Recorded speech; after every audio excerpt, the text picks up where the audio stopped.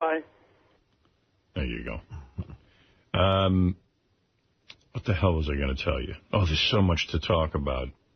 I mean, I got to talk about Artie on the wrap-up show. Yeah, I heard that more fireworks occurred. Yeah, I was just listening to his wild. Yeah, really, really vicious. Matt, you're on the air in April, Mass. Hey now. And first of all, this is no time better than now than for a Sal roast, huh? Yeah, well. Oh, my goodness. Now, did you hear the wrap-up show fight between Artie, Sal, and Richard? Yeah, Sal is such a fucking asshole. That guy is a piece of shit. Son of a bitch. Now, so you see, we had a fight here that started between Artie, Sal, and Richard on our show. Oh, I heard it all. And then it moved over to the wrap-up show, so I don't know who's heard what. It ended with Artie telling Sal to go fuck himself. It was great. That's the ultimate. Yeah, it really was a very manly fight. Let's go, Mike. You're on the air in Bradley, Illinois. Hey now, Howard. Yeah, I listened to the wrap-up show, and actually Gary came up with a really good idea on having them compete over who could have the best bit. But I got to tell you, though, I love Artie. There's no way I'll ever take sides with Sal. But, I never thought I'd have to see the day where I have to choose sides on it. You know what I mean? It's very disappointing to me that Sal would act like that to a guy who has contributed so much to the show, Yeah, well, I didn't hear the fight. I just started listening to it this morning, and I'll play it for you. Yeah, because I was going to say, some of us are still out of the loop. We don't know where this went after the show. I would like to get to the bottom of it today and hear it. I don't know that it could ever be resolved. Here's the thing. I mean, Artie called Sal a coon-faced motherfucker, I believe. Raccoon face. I mean, look, as far as I'm concerned, they started this with this incessant whining. I mean, the accusation that I ribbed them too much. I mean, what is this show about? And they're clearly talking behind my back. Richard pulled Jason aside, and he's saying all sorts of mean things about me. Sal is telling everybody he can find that I'm an asshole. Wow. And it makes me feel weird. It's creepy to work with somebody like that. I didn't think I was mean to those guys. I thought I busted their chops as much as I bust anybody else's chops on the show. They've broken my balls over the years, but if they're really hurt by it and they're reacting in a way where they're talking behind my back, I really don't want to have anything to do with them. I mean, quite frankly, we could do our jobs and not interact at all. That is true. I mean, it's just. I mean, the thing is, you're offering $2,500, dude. If you offer me $2,500 for stand-up, dude, I'd do 30 minutes if I could. You know what I mean? And for him to back out like that, you've done a lot for the show, Artie. Remember the guy with no arms, the midget? You took care of him, dude. You are a saint. And most of the email was. Dude, I love most of the email was in favor of Artie. I will read. Some of it was in favor of. Sal and Richard. And I don't know why Sal and Richard wrote those. Look, they've done a lot for the show, too. I'm not saying... And we all contribute. We all contribute is the point, I'll read you some of the email. But I don't know what... They started this. I don't know. It really is weird to me. It makes me feel bad. For the love of the show, please fire that piece of shit Sal. Who in the fuck does he think he is, talking the way he did to you on the show today? He is a jealous, whining, no-talent hack. Sal, go back to Wall Street and suck the dick of corporate America. Leave the rest of us alone. Here's another one. Do a Win Sal's Job contest. As a goof, see what he does. Number 3, best meltdown ever. So, people just like it. Sal is the biggest fucking moron on the planet. Get him the fuck off the show. He has no talent. He's a fucking idiot, and he makes me sick. No wonder his wife has an emotional friend. I hope Artie kicks his fucking ass. And I hope, too, Sal's kids die of AIDS. Oh, this is terrible. I took that back. Good, all right. Somebody suggested I bang his wife. Not that I could, but even if I could, again, that woman has been through way too much to make her suffer through my sex with me. I respect that. Well, that's how nice of a guy Artie is. Artie could take it. Yeah, Artie's thoughtful. If he wanted to. Today's fight between Artie and Sal is the greatest fight in the history of the show. Here's another one. Fire Sal now. Who the fuck does he think he is, talking to Artie the way he did today? Sal is a behind-the-scenes, no-talent hack. Howard, so much for great radio. Fire the stupid F now. But Sal did have his people. He had his people. I have to agree with Sal in this case. Artie, I love you to death, man, and you're great, but Beer League did suck. I turned it off after just a little bit. I hope your acting career blows up like you hope, but Based on Beer League, we've got a long way to go. Stick with what works and stay on the show. Kudos on the diet. It's about time. But again, I have to say 99% of the mail was on Artie's side. Sal, the stockbroker, is fucking insane. I know that's why he's around, but Jesus, what a fucking asshole, racist scumbag, talentless waste of space. In case he may not know or think, there are thousands of us who wouldn't walk across the street to walk his shit, whatever that means. And Artie Lang is a real talent, a real actor, a real comedian. Newsflash, Sal, you're an idiot. And, I mean, they went on and on and on. I know Sal reads these. Who do you think's at fault here? I mean, I'm going to play the tapes and comment on them. Well, I wonder if Sal, because Sal likes to go on the Stern Fan Network, and I don't know what was going on over there, but he could have taken a real beating. I do not believe that fucking psycho asshole Sal. Why don't you fire that useless creep? Fire Richard while you're at it. You can get any two faggots off the street to do what they do. These two faggots have no right to fuck with Artie this way. This rant Sal went on is embarrassing to the show. You should be ashamed of that segment. However, it was great radio. Why can't Sal understand that Artie is a great talent? He has a career in movies and television because of his talent. He has done stand-up for years because of his talent. Sal's a fucking hack with very little talent. He can't accept that Artie gets paid 50 times as much money because he's better than they are. He gets special authority bus station lick balls for $25 each. They would love it. And finally, a guy sums it up. I'll read you the last one. All right. Jesus, stop the screaming. The problems that are happening can all be attributed to one thing. People love Artie, and it hurts them when he says mean things to them. Artie can't stand being loved, and he will meet true admiration with a flamethrower. Sal and Richard do admire Artie. They do resent being goofed on so regularly. Artie should say he's sorry, and Gary should too. Give the guys their due. Okay, what did Gary do? That guy sounds like a rational guy, but, I mean, isn't the show about busting each other's balls? I mean, I don't feel I say anything mean about them. Well, some people feel you have been too mean. I will read some of the email that was negative. Artie is such a fat baby. He makes millions from the show. Don't belittle dudes that make shit money just because you are a hungry, petulant turd. Well, Artie's comments about Sal's kids, way out of line. His kids didn't do anything. Fat boy should be ashamed of making these statements. I don't particularly like Sal, but Artie went too far. That was out of line. So there it is. I agree with that.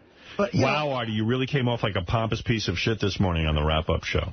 Oh. Where do you get off telling people that they're not comedians? I've seen Sal's act and your act. Thinking back on them, they are different. If he isn't a comedian, then you're not one either. Wow. You're a fat sidekick with drug stories. See, everybody's... It's just shit on Artie Day, ain't it? Well, listen, there was a lot of shit flying. I'm reading you the email. I have to say it was 99% with Artie, though. I'm telling you what I'm reading here. A lot of people feel that Sal and Richard are experiencing some sort of jealousy with Artie, and they're taking it out on him. Well, I think they feel like second-class citizens. Right. And I've noticed, now nothing has happened here that's different, but they have begun to act as if they don't belong. They keep themselves closed up in their little room. Right. They don't talk to anybody. And they're back there feeding each other's insecurity. So why couldn't Richard just take no for an answer? If you go to any other job, they've been fired. All right. Well, I'll play you some of the tape. Artie, you did, you really were going at it. I sensed real anger in this. This was no listen, how would you, that initial blow-up Sal had, if you want to take that out and write it down, look at that on paper, that is... I would like to do that. It was vicious. I want somebody to take Sal's initial blow-up and write it out for me, and I will read it out loud. So you gotta, that's a good idea. You gotta look at it that way. So anything I say after that is kind of like, hey, what the fuck? I'm just defending myself after that, you know? You know, sometimes these arguments for me get to the point where I don't remember why they started. Right. Like, you know, they just kind of happen. Well, it was a conversation on the wrap-up show the day before about Artie getting special treatment. And then that started. And then they kitchen sinked everything. They put every gripe that they had against Artie, they piled on that day. This was wrong with Artie, that was wrong with Artie. So Artie had nothing to Fred, do. No one's gotten your opinion on this, and that's mainly because we usually forget you're here. Well, but now that you've chimed in, I'm calling for a Fred segment on it. Hold on, let me see if I can find that theme music. I mean, there's no sense in that. I'll give you a 2 for today too. This is great. All right. Thank you. As long as we're playing here, let's do it right. I can't wait. Fred's going to weigh in on this. He's a Fred, he's wonderful Fred. He's a Fred, he's wonderful Fred. He's a Fred, he's wonderful Fred. He's a Fred, he's wonderful Fred. He's a Fred, he's wonderful Fred. He's a Fred, he's wonderful Fred. He's a Fred, he's wonderful Fred. He's wonderful, wonderful Fred.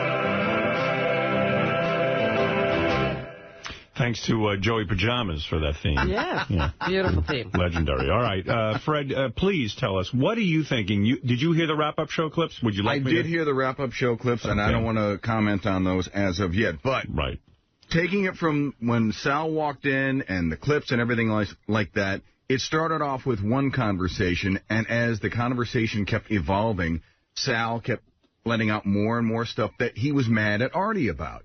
And that was unfair. I mean, if Artie's getting special treatment, then just focus on that. He took it to, even the score about, like him, maybe not being nice to him, ribbing on him and whatever. What they forget is Artie's a comedian. Well, be angry with me if Artie's getting special treatment. Yeah, but no, they're just angry at Artie. At that point, they're taking anything they can to get their point across. Artie is a comedian. I mean, when he does the stuff with, high-pitch Mike, high-pitch Mike is getting cranked up, but you can clearly see, and at least I can see it, that Artie's just goofing with him. And I think that's what it started with yesterday, but these guys just kept going and going and there going. Was real anger. And then when Sal got into that thing about saying, Artie was shit on Mad TV and that his movie sucked, that was, number one, it was all lies. And it was just mean. And at that point, Artie had no recourse except to, go at him. Sounds to me like you're endorsing Artie. I'm endorsing Artie on this one. Yeah. It's never really clear to me what Fred is going to come out with. I got that out of him. Yeah. No, I'm saying I didn't know where he stood. He was taking a guess, and he guessed right. But Listen, he's acting like, whatever. It's like, look, Howard, I feel it was interesting to hear what Fred had to say. Absolutely. Yeah, no. And by the way, I'm glad we... And by the way, speaking of wackos, I think Seinfeld is the wacko, so there you go. All right, there you go. That's my opinion. Fred giving us 2 opinions. He said it would be a 2 for today. Yeah, I usually limit him to 1, but... Can I tell you why I think he's a wacko? All right. All right, there you go. He's America's sweetheart, and yet here's the guy that was dating a 17-year-old high school student, and also he stole another guy's wife when she just came back from a honeymoon. What kind of normal guy does that? What were the details of that? Is that basically what happened? That's exactly what happened. Got married, went on her honeymoon. They got married in June. She came back. She cut her honeymoon short by a week. Right. She was in Italy. She came back. He was at a sports club. It was a gym because apparently he liked to trot his girls to this particular sports club. And that's where he met her. I know the sports club because I was there while all this happened. And I've heard stories because I go to that. Yeah, I go to that sports club. Well, so he was sort of whining and dining her. He had his sights set on her. He wanted what he shouldn't have. And so I guess she couldn't get out of the wedding. She went through with it, went on the honeymoon, and then cut it short, came back, and never saw her. And apparently she was the one that was hawking this guy, Niederlander, to get married. Right. He wasn't so sure he wanted to marry her. But she kept going, come on, let's get married. Come on, let's get married. Come on, let's get married. They got married. They went on the honeymoon. She came back. She dumped him, went with Seinfeld. And publicly humiliated him, basically. Well, Fred on fire today with opinions, and certainly Seinfeld's the wacko, and Artie's innocent. I agree with Fred on both counts. All right, Fred, you've even gotten Robin's 2 for 2. Good for you, Fred. A good segment, I guess. Listen, but the other thing is, it's look, Howard, I think you were being nice to me yesterday and saying, I came here with some major show business career. Whether it was major or not, you had a career. It was a career. But the other thing is, no, of course it wasn't. I made a good money. I did all right. But I didn't come in here with an attitude like I did have a major career. You know what I mean? I didn't. Right. They're sort of projecting that on me. Like, what evidence do they have that I came in here going, listen, guys. Well, why don't I play the clip? It's your luckiest day ever. Right, because you get to work with me. I came in here as humble as I still am now, and as just as appreciative as I am now. But, Artie, why don't I play the clips now? And then, who knows, Fred might even comment some more. You don't know. Yes. Or Fred could change his mind. That's right. My mind. That's right. No, well, listen, again, I'm pretty confident I'm going to stay right there. My only defense about whatever I say is that Sal continues to say brutal shit. And the other thing that comes out is Richard is pulling people aside and talking about me. That is just creepy, and I don't want to deal with... I don't want any, like, office politics like that. It's awful. I don't want to deal with that. David, you're on the air. Go ahead. Hey, what's up, guys? Hey. I'm kind of on the side with Sal Richard on this one, Artie, man. I love you. But it seems to me that you were a little out of line. I agree that... I wish your phone was better. I like you, but I wish your phone was better. Oh, I'm sorry, man. Can you hear me? Yeah, it's just breaking up. We just heard that you're for me, right? No, man. I'm on the side of Sal Richard on this one. You were a little out of line on the show yesterday, dude. Okay, but listen, I'm saying... Did you hear what Sal said to me on the air? I mean, come on. I agree with Sal was a little out of line with things, but you seem to me like to be like a little bit of a baby, and somebody's like, am I a real comedian or aren't I? And you had to, like, scream and yell your way home that who was a comedian and who isn't. All right. I mean, well, listen, okay. The conversation got there because it got ugly. I'm not proud of it. Lee, you're on the air. Hi, how y'all doing tonight? Hey, everything that Artie said was right, but it doesn't change the fact that the three of them have provided me with more belly laughs on the history of the show than anyone else. And, well, that's true. So maybe the three of them are... Hey, he's almost drawing the Three Stooges analogy, Artie. You're Mo, and those two are Larry and Curly. This is the very first Three Stooges analogy I've been involved with where I'm not Curly. Good for you. You've been elevated. Right. What is it, Jason, who was very much involved in this whole... you were the guy who actually told Artie what Richard was saying behind his back. And there's some people in an email that are actually angry with Jason because they think he kind of does these weasel moves. I do. I felt horrible. I liked his moves. Thank you. Yes. No, I really did. It was a weasel move, yes. Jason has learned well. I felt bad. I was fanning the flames for no bigger no weasel reason. than me, and I've passed my genetics on to him. Came here an innocent kid. I just do want to tell her, it wasn't like Richard pulled me aside to badmouth you. I was just trying to say on the wrap-up show, which I stand by with that, I think Richard was angrier at you than he was letting on. Based off things he said, but it's not like he's running around. Where was he saying it, though? Over the course of a normal conversation that you just, we're friends, we hang out, but it's not like he's running around pulling people aside, bad-mouthing you. That's all I want to clarify, because I know... Let me teach you something else. What? When you're a weasel, don't try to weasel out. Don't try to weasel out. Richard asked me to come in and say that, and it's the truth. I'm not making it up. Yeah, but how did the conversation get to me and what you're... Well, let's listen to Richard. Is there anything you want to tell me bad about Artie? Yeah, why? That's the point. Why in a normal, friendly conversation am I coming up? I don't know. But it wasn't like he pulled me aside and said, let me badmouth Artie. When Richard badmouthed Artie... It was more like every... Why did it even come up in the first place? What was Richard's whole... Did you go on a fishing expedition? I'm pretty sure it was one of those days a couple months ago where Artie either made fun of one of their phone calls on the air or, And Richard said what to you about Artie? He was angry that, he felt that Artie says one thing to his face and then another thing behind his back, and that, Artie, just constantly undermines him and puts him down, and he doesn't get it, and it really upsets him. That to be the case. I mean, am I constantly... No, I tell you, they're under a delusion back there.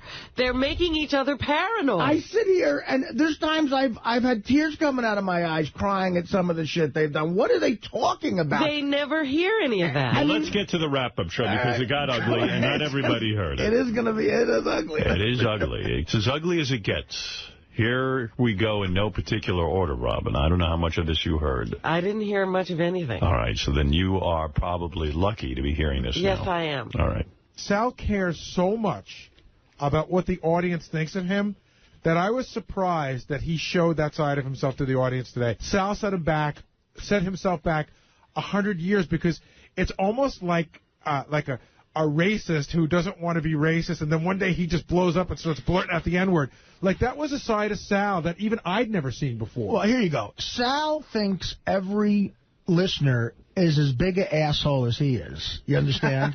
Because when Sal was just a listener, he was the bitter motherfucker. And if you made him mad, he was the one who got on the computer like a little faggot with no time on his hands and said, we hate Fred because he said this, and we hate Artie because he said this. He thinks everybody is as big a lunatic and a psychopath as he is. So that's why he cares what the audience thinks so much, because he thinks they're all as nuts as him. Guess what, Sal? They're not. They're all normal compared to you. You're the nut. I find him to be, I never thought he was funny. I think he's a winner of a radio contest that we let come on the show. He's willing to blow Richard and make phony phone calls. He's nothingness. Well, then it escalated. There you go. I'm just going to play them. That was before Sal got there. Wow. Yeah, you gave it to him good, and then Sal finally came in to defend himself, and then it got even better. It's so funny how Sal, this is another example of how he wants to be in the comedy community so long. A middler, Sal doesn't know what the fuck a middler is, more than he knows what ammonia is. He's not a comedian. He's not a comedian. He's not. He's not. I don't care what. I mean, and that's me being truthful. And, I mean, look, he can have those opinions all he wants about my comedy, but would it hurt me? Like, it would hurt me more if Bob Levy felt that than it did Sal. If Sal was going to critique my, like, say I became a swindling, dishonest stockbroker, and I wanted to milk people out of money, and I wasn't educated, and I somehow passed a Series 7 test because I paid somebody off or I cheated, and married a chick way hotter than I should have, and somehow had children with her, and then embarrassed her in life. If I was that guy and he insulted that lifestyle, like you said, you're horrible at swindling people. You're a horrible phony stockbroker. Then I'd be upset because that's something he's an expert at. I'll go on the record right now. I'm not angry at all. I think Sal is not angry. He's not funny. He's not talented on any level. He's a horrible stand-up comic. And the reason the reason he got mad at Nick DiPaolo and blew up at him that one time is because Nick looked at him, like, you got to understand, a guy like Nick, he's not as famous as Sal because Sal's on this show. So a guy like Nick, who's a brilliant comic, looks at Sal as like literally like a monkey, like he's a monkey act. Sal is Beetlejuice to Nick. Right. So it just hurts Nick to do a gig with Beetlejuice. You know what I mean? Like I got to do he's a whack-packer. Right. And that's how Nick will always look at him. And quite frankly, that's how I look at him. Wow, that's rough. You know, like it left the world of funny into rough. Tough love. Rough. Well, the funny train moved out a long time ago. Funny train. Wow. Mean train has pulled in. Let's keep going with it. What the hell? You were on fire. And Sal does come into the argument eventually. I'm not an angry guy. This is Richard, his wife. Oh. I'm not an angry guy. I get annoyed. You're passive-aggressive. Well, listen, dude. Listen, just stay clear of me. I don't want to talk to you two anymore. I really don't. Because I don't like you guys either. How's that sound? I never said I don't like you. No, I don't like you or Sal. So from this day on, stay clear of me. And we won't have any trouble. It's like the Godfather. And if you write a song parody about me, I may take my jabs again. What, I can't say that I get a little annoyed when you rag That's not what Jason's saying, and quite frankly, I believe what Jason's saying. Well, what did I say then? Do you want me to go into it? Go ahead, man. Yeah. It's out on the table. He first of all, he gets insanely angry, when you guys take a swipe at his comedy, and he'll just go on and on about it. But more vicious than you're getting on the air. Who does Artie think he is? He says one thing to your face and then another thing behind your back. That's true. But you say it in a very malicious. No, I have said that because. And you say it angry, much angrier than you're saying it on the air. I don't want to go and rehash the whole thing where we argued at your roast. I think that when you took a shot at Richard's comedy, it wasn't during your roast part. It wasn't. It was earlier in the morning when we were talking about it, or earlier in the evening, and you just sort of said offhand, I think Richard's act sucked. He took that very hard. Part of show business is being phony. It really is. I got news for you. Everybody in this room thinks that they're going to go on and be the honest people that they think they are. You can't live in show business like that. You have to be dishonest. Does Gary like Gina Gershon? No. But I'm not like Gary dying to hear her album? No. But you have to be phony. You have to, otherwise you will not survive in this business. You will not. Yeah, but I'm not that kind of person. I'm not a phony. And when you said to me after that gig, I took it literal when you said I did a good job. I didn't even see your set, Richard. Well, then you said, why'd you say good job? Because I was being phony. Wow.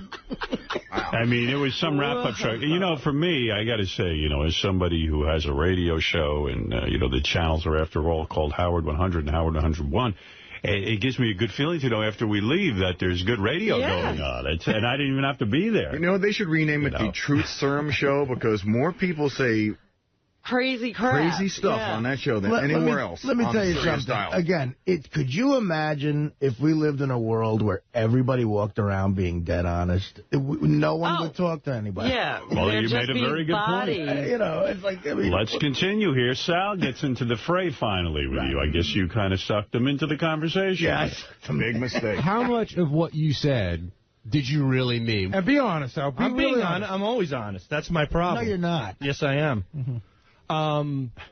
I said what I had to say, and that's it. And anybody can interpret it any way they like. So you're saying you stand it's not like looking at a Picasso and interpreting it, dickhead. What you said is pretty clear, and you said it angry. All right, so take it any way you want to take it. I'm going to take it as you said it, so never fucking talk to me again. All right. He's so brilliant. It's like the scripture. You have to interpret it. Yeah, he got deep. He got deep there. I'm going to analyze it. He wouldn't answer the question. Well, maybe what he meant was. Yeah, right. Good. I meant a lot of things. I think that Artie is two-faced. I think Artie, you know, one day he's helping you, the next day he's just constantly jabbing at you, consistently throwing you under the bus. And on the air. I do stuff on the air. We're not all different on the air. It's not a show on the air. Yeah, it is. What do you want me to do? Say something kissing your ass every second on the air? No, I'm not asking for that. I lose my job in 2 seconds. But you're consistent I'm trying to say funny things. All right, well, it's not working. Why do you care so much what Artie thinks? Because I admire and respect the guy, and I've always made that clear. What? So now you're saying something completely different. Right. How do you admire and respect a guy? I don't know. That's what, listen, let's how do you leave admire and respect a guy? You're not smart enough to get out of this right now. You're an idiot. And I don't want to talk to you ever. So stop talking to me. Well, the argument continued. Would you like to hear more? Yes, this is amazing. Right. Here we go. If this show had a budget for writers, you guys would be whack-packers still. This show does have a budget for writers. Oh, yeah? Barely. See, that's the thing, Artie. You don't know what we write. We're on Lotus Notes every day. I've seen you guys write. The last couple of sketches you wrote that didn't involve a phone call or a reality thing, I mean, my God, they were so embarrassingly bad. Like, Was Porn Star Family Feud good? You said it was great, and it was a great idea. That was your idea. I came, No. But I'm saying, have an idea stop. Okay, there it is. There's the rebuttal. So when you challenge me, you go back to 6-year-old. I'm talking about a sketch where everybody in the sketch is a character. There's no porn stars who are meth to bail you out when you need something funny. What sketch were you in? Hold on, Sal. I got to step in for a second, because you said something that's really making me nuts. We did Porn Star Family Feud long before you were anywhere near this show. I know that. I know that. But don't take credit for writing. Hold on. It was the idea of old versus new. That's the idea I came up with. I'm talking about a full sketch. I want you to bring out every full sketch. I don't know. That's what a real writer does. That's what a real writer does. A real writer doesn't fucking make phony phone calls and say cunt when someone answers the phone. We don't work for Mad TV. We don't do sketch writing. We do audio stuff. We've done audio bits. You're not writers. You're not a writer. Okay. Well, are they performers? Like, what do you consider that? They're whackpackers. They're the same way we have fun with a whackpacker. We have fun with them. Wow. So, Artie, is it real? Was there any détente yesterday? No. Or are you three not talking to one Right now, I'm not Right now, I don't want to talk to them, no. Right. I don't want to see them. What will happen when you walk outside, let's say during a break to go to the bathroom or something? And you see them in the hall. Right. What will you do? I don't know. I'll look the other way. I don't know. Look the other way? I will try to. Yes. What if they say hello to you? Will you not say hello back? Well, I'm afraid anything I might say would be ribbing them. Right. You see, I'm famous for doing things like this around how should he handle it? so I'm really good at it. I'm going to get some hints from Robin. I want to hear it. Robin's turned off. Robin has cut off. I remember her cutting off John for a while. I gotta see how you do that. What is it, Gary? I just have one small request, because I know there's a lot of clips to play, and I wasn't sure if you were going to finish it. But if you play one more, play the last one, number 9. This is how the show ended. This is the last 2 minutes of the show. All right. It has nothing to do with stand-up. It's about everything on the show. We're constantly being berated by him. So after a while, it festers in you, and I blew up And today. I'm not constantly being berated by you through, like, dumb song parodies or bits or stupid shit like that. Yeah, but to me, that there's a little bit more talent behind that with being creative. You're just doing underhand jabs, like my kids die of AIDS, and you're a queer. There's nothing there. I mean, there's no substance. You're the man who wrote the line, I hope your father falls off a ladder. You have to make it interesting. If I wrote something lame, it wouldn't be on the air. I mean, you're talking about it now because it's controversial. You have to make it interesting. So what I do doesn't take talent talking on the mic all It does, day? of course it does. But I'm saying that we constantly feel like you constantly jab. And guess what? I'm not going to stop doing it. So Go I don't want ahead. to I talk don't to you care. anymore. I don't like the two of you. Fine. Well, I said I blew up, and I blew up. I'm moving on. There's nothing I could do about Well, it. good. So that's it. I don't want to talk to you guys anymore. I really don't like you guys. I really don't.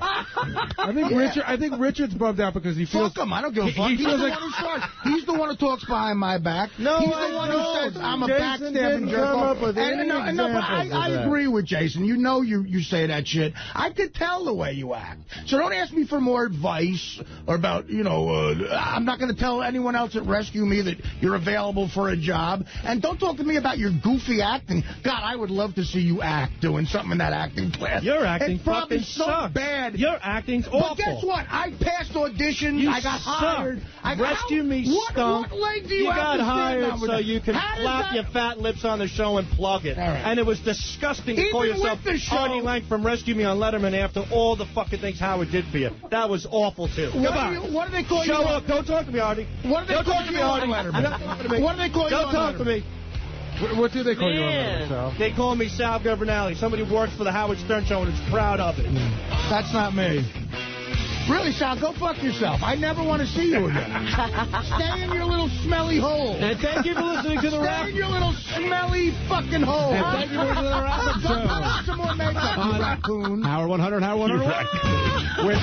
Howard, you have to understand, when Artie's going, stay in I your didn't know you didn't like Gina Gershon. You know what I learned like? that. John Hine calmly going, Howard 100, Howard 101. When Artie's going, stay in your fucking hole, Sal's at the door, still yelling like it was so real. Yeah. Well, of course Sal's it's yelling, real. fuck you, and Artie's going, go in your fucking hole.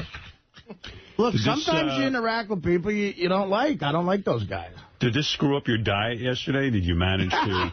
Were you so upset that you had to start eating? I thought about that, too. You know what? No, I actually stayed on it. Yeah, you just- good. Yeah. You're going to show them. That's the most right. That's right. Good for you. Doing it for them. Wow. Well, actually, there was one or two more clips. I don't know if you want to hear them. I mean, that was amazing. Yeah, that was good stuff. I have one here called Sal and the Power of the Show. Okay. And then I have another one, Bob Levy on Who is a Comedian.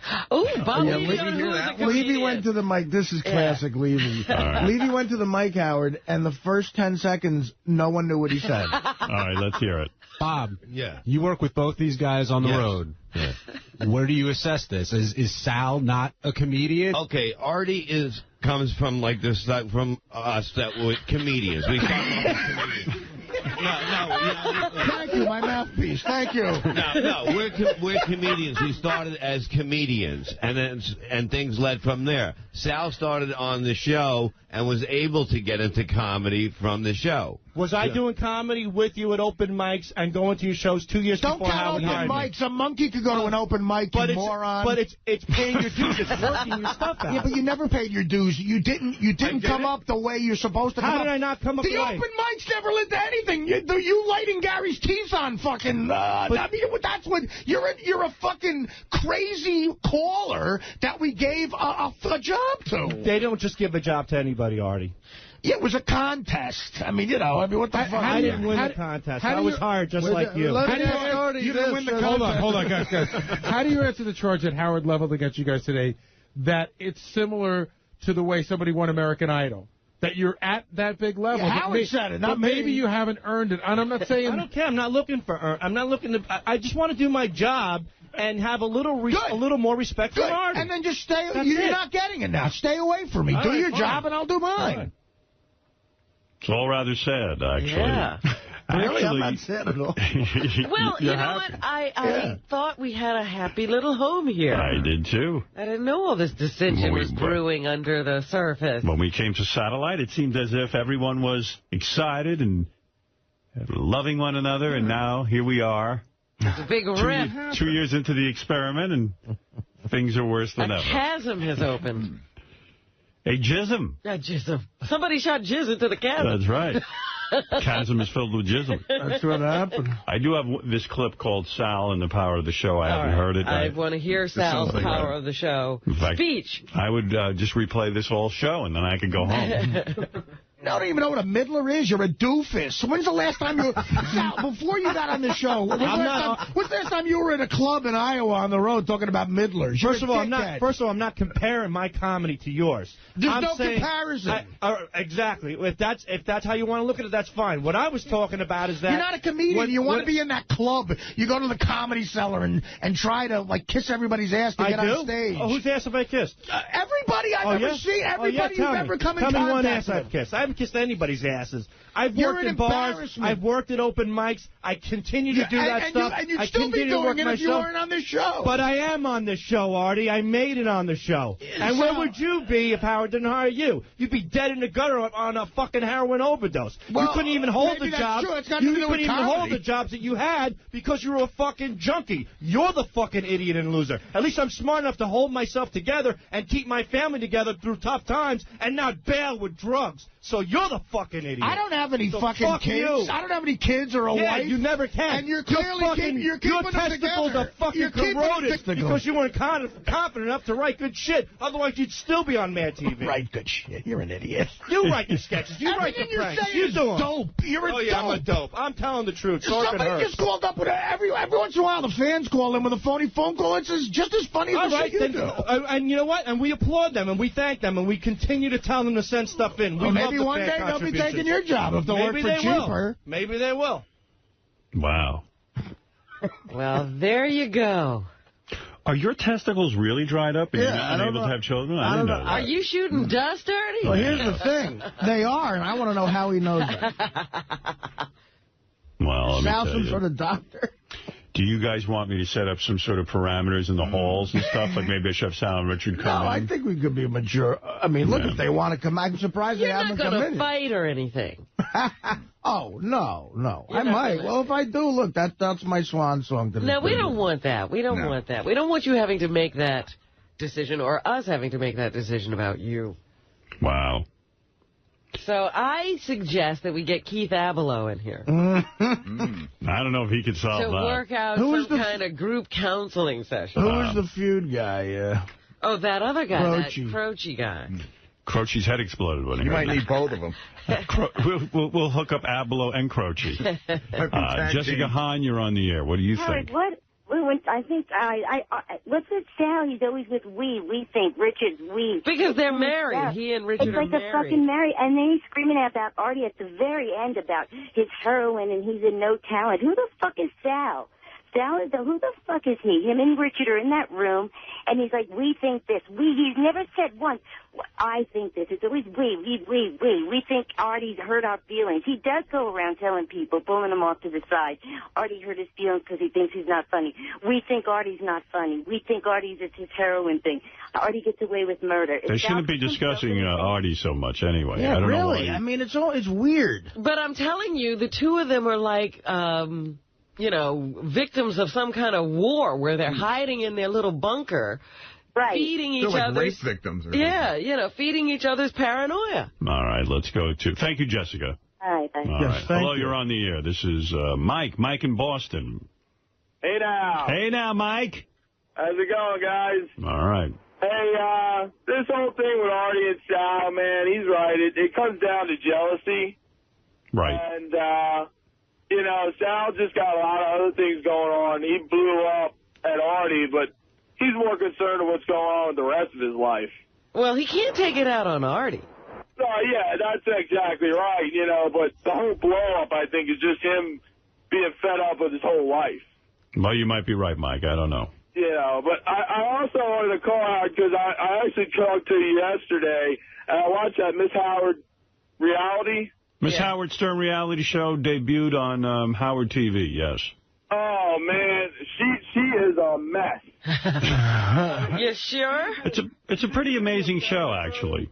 She's trying to bang this guy. She's talking about his big cock. And she all of a sudden she's in the bathroom with him, and she falls in the bathtub. And all of a sudden she's in the bathtub. She's naked. She's ridiculous. I don't know what goes on with this girl. I got to say, you know, when the guys came to me and they said, we want to create a reality show for Andrea, Miss Howard Stern. And I said, you know, gee, well, okay, let's see what happens. And they put together a great show. And I don't think there's a minute in that show that's slow. She may be too real. Yeah, she's very, very real. And I saw the first. I haven't seen the second episode yet, but I'm really looking forward to it. Halfway, the whole beginning of the show is her sitting at this picnic trying to figure out which guy at the party's got the biggest cock. Yeah, and then once she figured it out, she zeroed in on it. How does she know? She can, like, look at guys and size them up like that? No, her friend had seen the guy's deck, and she said he has a really big one. She kept asking her if anyone there, like, oh, how big's he, and this and that, and then she's like, I don't know. Well, I'll tell you what, I even saw an unedited, a version that was even less edited. In other words, they have to make it tight to make it interesting television. And she was just on a mad frenzy for finding a big penis. But so she likes them big, huh? Yeah, she likes them big. But, yeah, we have more episodes coming up, by the way. That's only the first one. Yeah, I'm looking forward to seeing the rest of them because, man, I'll tell you what, she's a mess. All right, cool, Mike. Thanks. Thanks. Yeah, the second I saw that show, I knew it was a hit. It was a hit. Yeah, I did. So, boy, that's fun. I finally saw the French fries out of the nose thing. Oh. And what's great about that, too, is, amongst a million great things about it, is her tits pop out at the very end. You know, I got to take... I know this is radio, but I need to take a look at that clip real quick. It's so fat. Hey, guys, can you play that for me now? I want to see what that looks like. I feel kind of jealous that I haven't seen the French fries come out. Her breasts pop out as she's vomiting? Yeah, she's wearing one of those halter tops or whatever. Her breasts pop out. She reminds me of little Annie Fanny in Playboy. Yeah. Right, who can't keep the clothes on. Because then she goes on that slip and slide. Oh, wait, here she is. Play the audio, too. It'll take 2 seconds if you want to see it. Yeah, I want to see it. Of course I want to see it. I don't know. It's coming out of my nose. It's so gross. It's French fries. I'm choking on it. Tits are out. God. And it burns my nose. Oh, my God. I told you I was sick. The tits hanging out.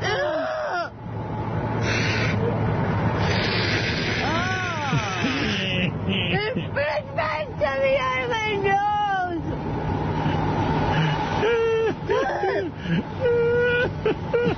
I told you I didn't feel good on a napkin anymore. Her whole nip is out. Yeah. How do you, How do you keep going? The buzz is just flying. Talk about daddy's worst nightmare. Howard TV has to have more reality shows and more... Ooh. Where are we going to find another star like Andrea? Well, I'm working up an idea with the guys about a game show. Oh. Like, in other words, that wouldn't occur on our show. It would just be its own thing. Right. You know, that's what's so beautiful about having your own television network, Robin. I see. Yeah. We can... Beautiful thing. Yeah, we can just... Original programming. Original programming. I want to set up a whole department immediately. I guess it's all based on how many subscribers we have, because the more we have, the more money we get to make these shows. Yes. You know, they're not cheap, actually. I realize that even making a reality show... Takes a lot of money. You got to get crews on there and shoot. You have to shoot and shoot and shoot, because, you know, there's not... Right, you got to have hundreds of hours of footage. I mean, not everyone's an Andrea where every second something cool is happening. Most people, you have to wait a long time. Yeah. So, you even have to sit there while they sleep, you know what I mean, and pass out. And It's like, it's a whole thing. So, and then you got to edit it and get in the studio. And then the hard part is putting it together so it's like a coherent story. Yeah, you know? it's not as easy as it looks. Yeah, I'm figuring out what should be in and what should be out. She she might be even more fascinating than Anna Nicole Smith. Oh, absolutely. Well, I think that's why she wanted to do this. She was like, Anna Nicole Smith's life is nothing compared to hers. Well, she's Anna Nicole Smith, except she's sad. What? All right. Oh, and Sal and Richard, do you guys want to work out the parameters of your relationship with Artie? Yeah, I can't believe they haven't come in here. Are they afraid to come into the studio now? Seems that way. Yeah, I mean, come on. Really? Is that how we're going to be affected? I don't know. Is that the punishment? Where are the boys? They've got a spokesperson. Oh, here's JD. Yeah, what's up? I am the spokesperson. Go ahead. They said they are fine. They're fine what? I want to work at the parameters. If they're fine, why aren't they here? They said they are fine. I'm telling you, we need somebody to psychologically counsel the two of them. They're going crazy on their own. Did they really just send J.D. in here? Yes, they did. That is so pussy. Come on. I tell you, they're losing it back there. Mm-hmm. I might be back with you. I won't take any jabs, guys. I won't take any jabs. They must be afraid of you. Yeah, they obviously are hurt. I won't take any jabs, guys. Come on. You babies, get in here. Wow. Artie took a jab at me. Artie took a jab at me, Jason. Did you hear that? What are you, girl? Oh, Artie talked behind my back. I think he's two-faced. I just got a note here. J.D. is a horrible spokesperson. That's not what they said. Oh, and they come in and speak for yourself. They say they are too busy working to come in here. Oh. Oh, what bullshit. Sure. What bullshit. All right, well. Is that how they're going to treat this? Evidently. You have requested their presence. Yeah, you're right, exactly. What the fuck is going on here? Bullshit. Captain Jenks, you're on the air in Philadelphia. Hey, good morning, Howard. I saw something extremely funny, one of the most inappropriate things I've ever seen in my life yesterday. What was that? I was in a courtroom, right? And it was to take care of a ticket. Right. And I'm standing there, and there's somebody in front of me who was standing in front of the judge. Yeah. And there's quite a few people in the room. And the judge was a woman. And all of a sudden I hear, dropping loads, like that. Yeah. The dude's cell phone started ringing in front of the judge. He had a dropping loads ringtone? Yeah. And the judge fucking fined him. Oh, yeah, dropping loads. The judge fucking fined him $25 for having his cell phone on his Wet cunt. Well, that's what the two cops I saw yesterday must have had. Because they played it into You heard it too, huh? I heard he's making a bunch of dough with those ringtones. He said, yeah, that they're going like hotcakes, according to Lisa G. Yep. Going like what? Can you imagine a guy's up in front of a judge, a female judge, and then dropping loads starts coming out of his... Howard, Not good. Oh, yeah, dropping loads. It's outselling my ringtone of "You Want Some Heroin." Imagine you're the guy's lawyer, and you just sit there and you go, you know, asshole, I had you out of this. Right. As soon as I heard it, I knew what it was.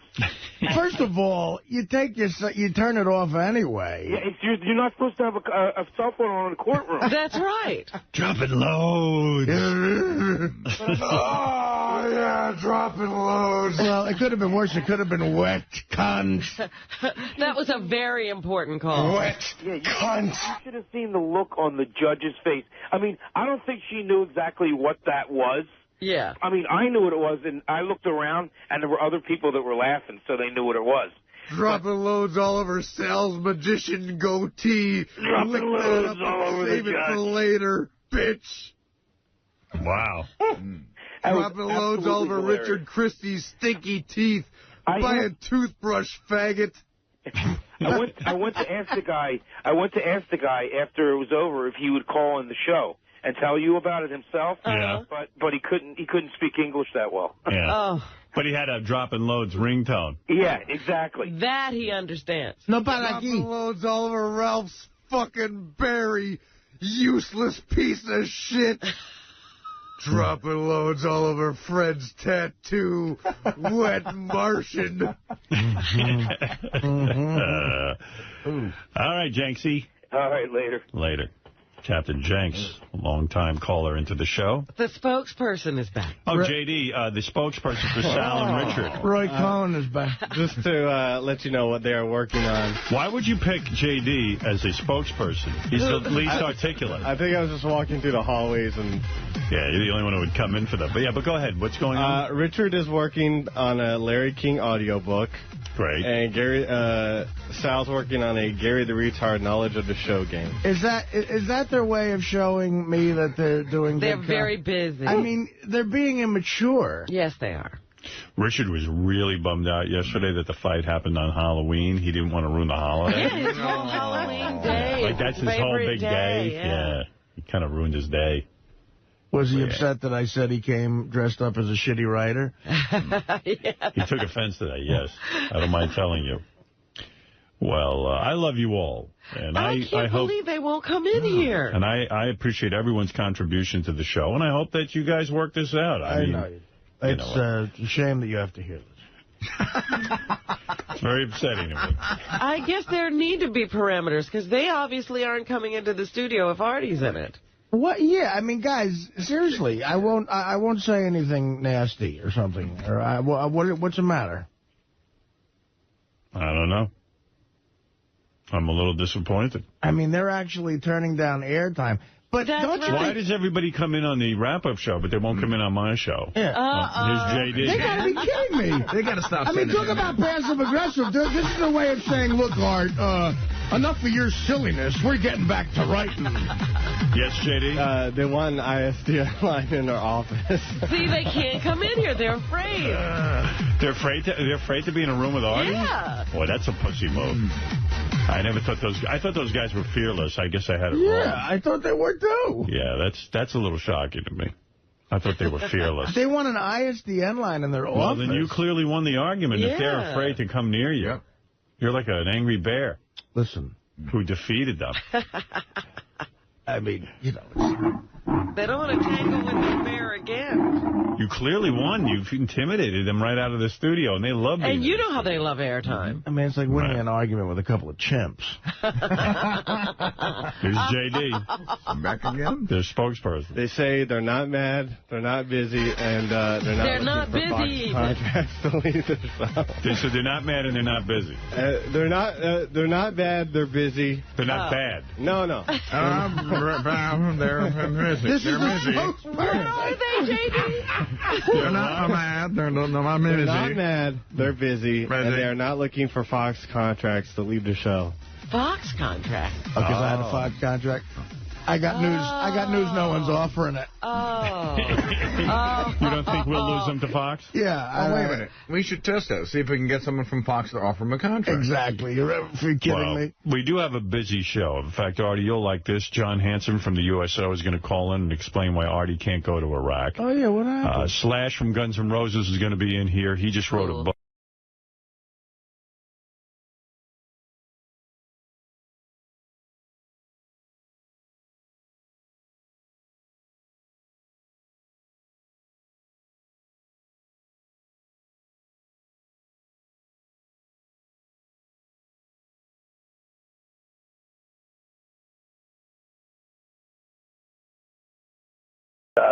Just pretty awesome, you know. It was really good show today, and Bill Walsh was good too. Yeah, I mean the sex stuff with Jenny was amazing. I've never heard anybody come on the show who has any celebrity at all and be that open. But even the stuff she talked about afterwards, I still thought was great as well. Although J.D. wanted to go back to her blowjob techniques. Oh, yeah. Yeah, I thought she was a really good interview. Thanks for calling. Sal, I see you in here. You went in towards the end of the show to defend your new teeth. Congratulations on that. And congrats on your new show. Thank you, my friend. But it seemed that this is one of those situations where Howard had to tell you, don't cover your teeth when you're laughing. I don't want Gary to see them and make fun of them. That's where I'm going with this. First of all, you look like Ross when Ross on Friends kill got me his teeth now. whitened. And as long as my teeth don't smell like Ross's teeth, I'll be fine. Sorry, Ross. But Gary started, Ross. All right, look like Ross how? Ross from Friends. Oh, shit. Oh, my God. I can't believe But good work. Oh, my God. I was talking about. I said Sorry, Ross from Friends. Oh, fuck, did I put my foot in my mouth? You sure did. You are one of a kind. I just kicked out my new teeth. But this was one of those situations where it seemed like Howard told you were inappropriate, therefore you're like, you know what, I guess I see that, when you were getting them and the jokes you made and things like that. But do you really feel like you did anything wrong when you were in there? I think I'm a normal guy. I think I'm getting my teeth done. I have a little gas going. I have a beautiful assistant to the left of me. If you're so normal, how come you're the only one that seems to get this kind of trouble? I don't know. You guys bring it to light. But it should be like everybody should be. You should hear every day, oh, my God, some guy went to the dentist office, used the N-word. You don't only hear about you. Yeah. Well, I didn't use the N-word N-word, not N-word in a derogatory sense, like when that black guy stole your chocolate, Gary. I used it singing along to a song. Let's go back to the hits. But I thought, I tried to make the best of it. It was very painful. You know, Gary, how it is. It's, you're under a lot of pressure. It hurts. There was pain involved. Not much pain, but at first he missed a spot or two with the Novocaine, and God, my balls went right up my ass. Whoa, because you clench up. And I kind of wanted to break the ice a little bit. Can we clarify something? I've heard you paid $12,000, $6,000, $18,000, paid nothing. What's the truth? I paid $6,000 for around $5,800 for the lab work, for the teeth itself and the lab work. The dentist did the work, put on the teeth, and they did the gum shaving for free. Why? Well, he offered it to me for free. But who is he to you? Nobody. Well, I met him through somebody, and he says, look, if you want nice teeth, I can help you out. And he says, I could give you a deal. I'm a fan of the Howard Stern Show. He's a big fan of the show. Because here's the allegation that's going around the back office. Yeah. There was a Page 6 item about it last week. So that basically you got on the air. The rap is you got on the air, gave out the guy's name, got the Page 6 thing, and in exchange you did it for free. I swear on my children, never called Page 6, never did anything like that. There was no barter there. I'm assuming, which makes logical sense to me, that somebody, either the dentist or the dentist's office, leaked that out. That occurrence did happen. They did put me in a separate room, and they waited for her to leave and then for me to go in because they were afraid she was going to be offended by seeing me. I never besmirched her, like they said, so when the news came out, I don't even know what besmirch means. It's all right, keep going. So when the news came, Scott the engineer comes into my office that morning, and he goes, well, you made the papers. And he hands me the newspaper, and I read it. I'm like, wow, that's really odd. So no, there was no tie-in with that. The dentist did give me a break. They are big fans of the show. Well, it's not a break. A break is a break in price. He gave it to you for free. Yeah, that's not really a break. He gave it to you completely for free, except for what it cost him. Right, pretty much. So that was very nice of him. But why would he do that just for you? Like, do you ever feel weird about taking it? No, I mean, no. He made it perfectly clear that look, this is what I could do for you, I can help you, and he had no problem with it. So I thank him. No, I'm saying, do you have a problem with it? No, I'm $6,000 in the hole in some capacity. And sure, let's not lie and let's not kid each other. The dentist knows. Look, I'm on the air. I have nice teeth, and it'll certainly help him. There is a bartering deal there. That's obvious. But he seems to be pleased. He presented it to me. And he did a great job, Sal, and I thank him. One last question. You talked about getting out of a speeding ticket on the way home? Yeah. No, I didn't talk my way out of it. It was just a ticket. How fast were you going? You know what? I was on Long Beach Boulevard. I think that's what it's called, in Long Beach, New Jersey. And apparently, it's 4 lanes. But I was going 51, and it was a 35. What's so funny about that? Because earlier you said you were doing 53 and a 31. Whatever it is. And we're like, I've never seen a 31-mile-an-hour zone in my life. It was right. 35 makes more sense. It's an even, whatever, an odd number, but it's cut off evenly. Jesus Christ. That's all. Do you know that there's not a day that goes by that my son, Lucas, tells one of his friends that I work with a guy who can't find California on the map? I can Swear now. to God. I can now. You guys have educated me quite a bit. It's on the West Coast by the Pacific Ocean. Well done. Hello, hello. I'm Baba Booey. And on Tuesday's wrap-up show, we talked about Lisa G's sweet and greet, which was a big topic of conversation. Howard doesn't seem to be that happy with it. Lisa wouldn't come in and do the show, but there were a lot of people who wanted to come in and talk about it. Here's what happened.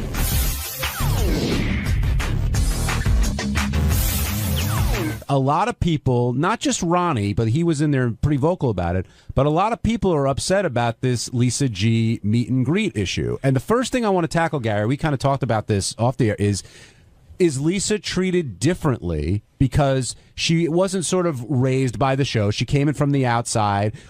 Or do you think Howard's not going, Howard could be hitting her harder and he's not for another reason? This is totally my opinion, but the first thing you said, yes, Lisa worked in the business for a very long time before she worked here, so I think Howard sees her as a colleague. Even though they may not be equals in the same business, they are in the same business, and there's a totally different way you're treated when you've worked and come to work here as opposed to being raised here. I think I get more shit than Lisa might get just because Lisa had a career before here, and in Howard's eyes, he built my career. What about Ronnie's point, which he's been making for a long time, probably a number of years, I would say, that Lisa isn't a team player. And when you hear, she's doing this, she's not part of the show, or I don't even know what she said. And again, Lisa, you're more than welcome to come down and defend yourself. She doesn't work for the Howard Stern show. She works for Sirius XM. What kind of comment is that? Yeah, I mean, I think that Lisa has always gotten away with. Ronnie says she's not a team player. She's not participated in things under the guise of I work in the news department. I have a certain reputation to keep up. But I think once you've opened the door to utilizing the show to put on a sweet and greet or whatever you're going to sweet and meet, sweet and greet, whatever it's called, then you have to sort of say, well, I got to be part of the team, which means letting Howard TV come, which means letting Jason come and cover it. And Howard's right. Like, I said this even at K-Rock a bunch of times on the air, almost to my own detriment. I work for the Howard Stern show. I love that I worked at K-Rock and I worked for Tom, but at the end of the day, if Howard says let's pick up and go, I'm going with Howard. But why is Lisa's event getting under Howard's skin? I mean, Benji's got his project, Ronnie's got the block party. I'm not sure what Will has, but all that stuff, why is Howard dwelling on Lisa's? Why is that the one that's really pissing him off? I'm not sure, but I would have to go back to the idea that it's really not providing any sort of entertainment in any way. And you know what? I think he's even a little irked at the block party a little bit. How so? I don't know. He just, I think, and he doesn't like so much being exposed with the show. He likes, everything sort of, he doesn't sell stuff like Bill O'Reilly and Rush Limbaugh or whatever. So he doesn't want to have a whole lot of. He thinks a little. I mean, I don't know. It's trading off the show's name, something like that, and he just doesn't like so much exposed with his stuff. If you go back to the old days of the show, Stuttering John and I went out and did a version of the block party many years ago, and we got our asses handed to us. Right? Then John doubled on back and did a more interesting version of the block party, which was just basically John hiring 3 unbelievable comedians and taking most of the money. And for some reason, Howard didn't seem to mind that. I always wondered why. And again, with the block party, Howard doesn't seem to mind. But there's one thing the block party provides that Lisa's not provided yet, which is a lot of content. Although she's providing content now, I think that the block party comes back to us every week with stories that are fun and interesting for the show. Right. It feeds the Howard Stern show. Right. Therefore, Howard's more tolerant of it. If I don't know if I'm using the right word there. I just wanted to say, too, having been a listener for so many years, I know what not to do going into something like this. Well, like what? Well, like, for example, not putting Howard's name all over an event that he's not going to be a part of. I remember John getting chewed out for Howard Stern and Friends, and then it was Stuttering John and Friends, and, from the Howard Stern show. And Howard Stern's name would be 10 times, 10 times bigger than anybody else's name. Julie and Friends. No, Julie and Friends. No, but I make sure that, But Lisa isn't doing that in this instance. I'm not saying she is. I'm just saying those, for what Gary was saying was when they used to catch shit in the older days for doing this, it just... you got to go into it respecting the fact that he's the reason why we're all getting a chance to do this. Ronnie, why do you think Howard's so bent out of shape about Lisa's event? Pretty much for the same reason everybody else is thinking, because there's nothing there. She's not doing anything. She's charging a lot of money. Baking and talking. She's not even, according to what I heard, you're going to have to pay $103.49.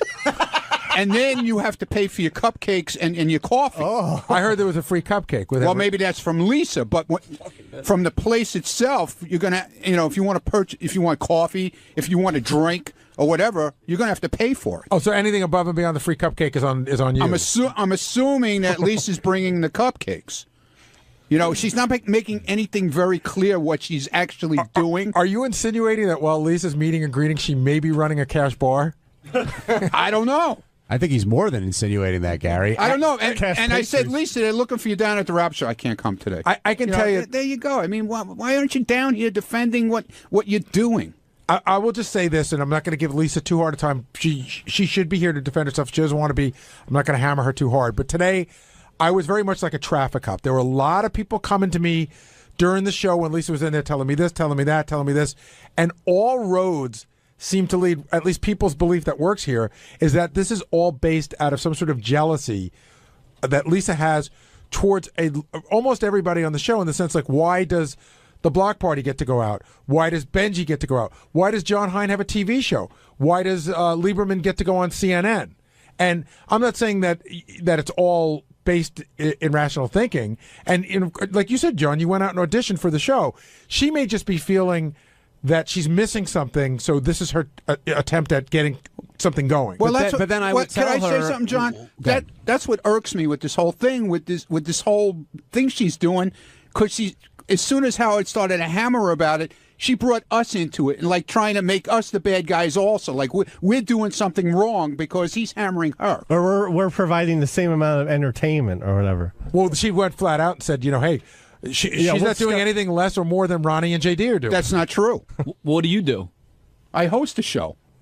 And that's what she's doing. She's hosting. Yeah, but she's not hosting. And there's nothing beyond her hosting. She's not introducing, like I'm introducing Shuli. I'm introducing JD, or he's introducing me, or whatever. I'm introducing. So you want credit for introducing JD? That's what you do? A show needs an MC, okay? That's what I started off doing. There's nothing beyond the MC. I never said I was. What do you do, Dopey? Dude, I was Fuck never off. Get out of here. I was never said I was a fucking comedian. No, but Will's making a point here. Right. I mean, Lisa is hosting the event, being the MC. No, she is. But what is she giving with it? A cupcake? Yes. For $103. Well, you could talk to Come Lisa. on. It's okay, so I'll play devil's advocate. It's there's women who listen to the show who may not want to go to the Block Party because it's a little racy for them. Right. They're more in Lisa's sort of thinking.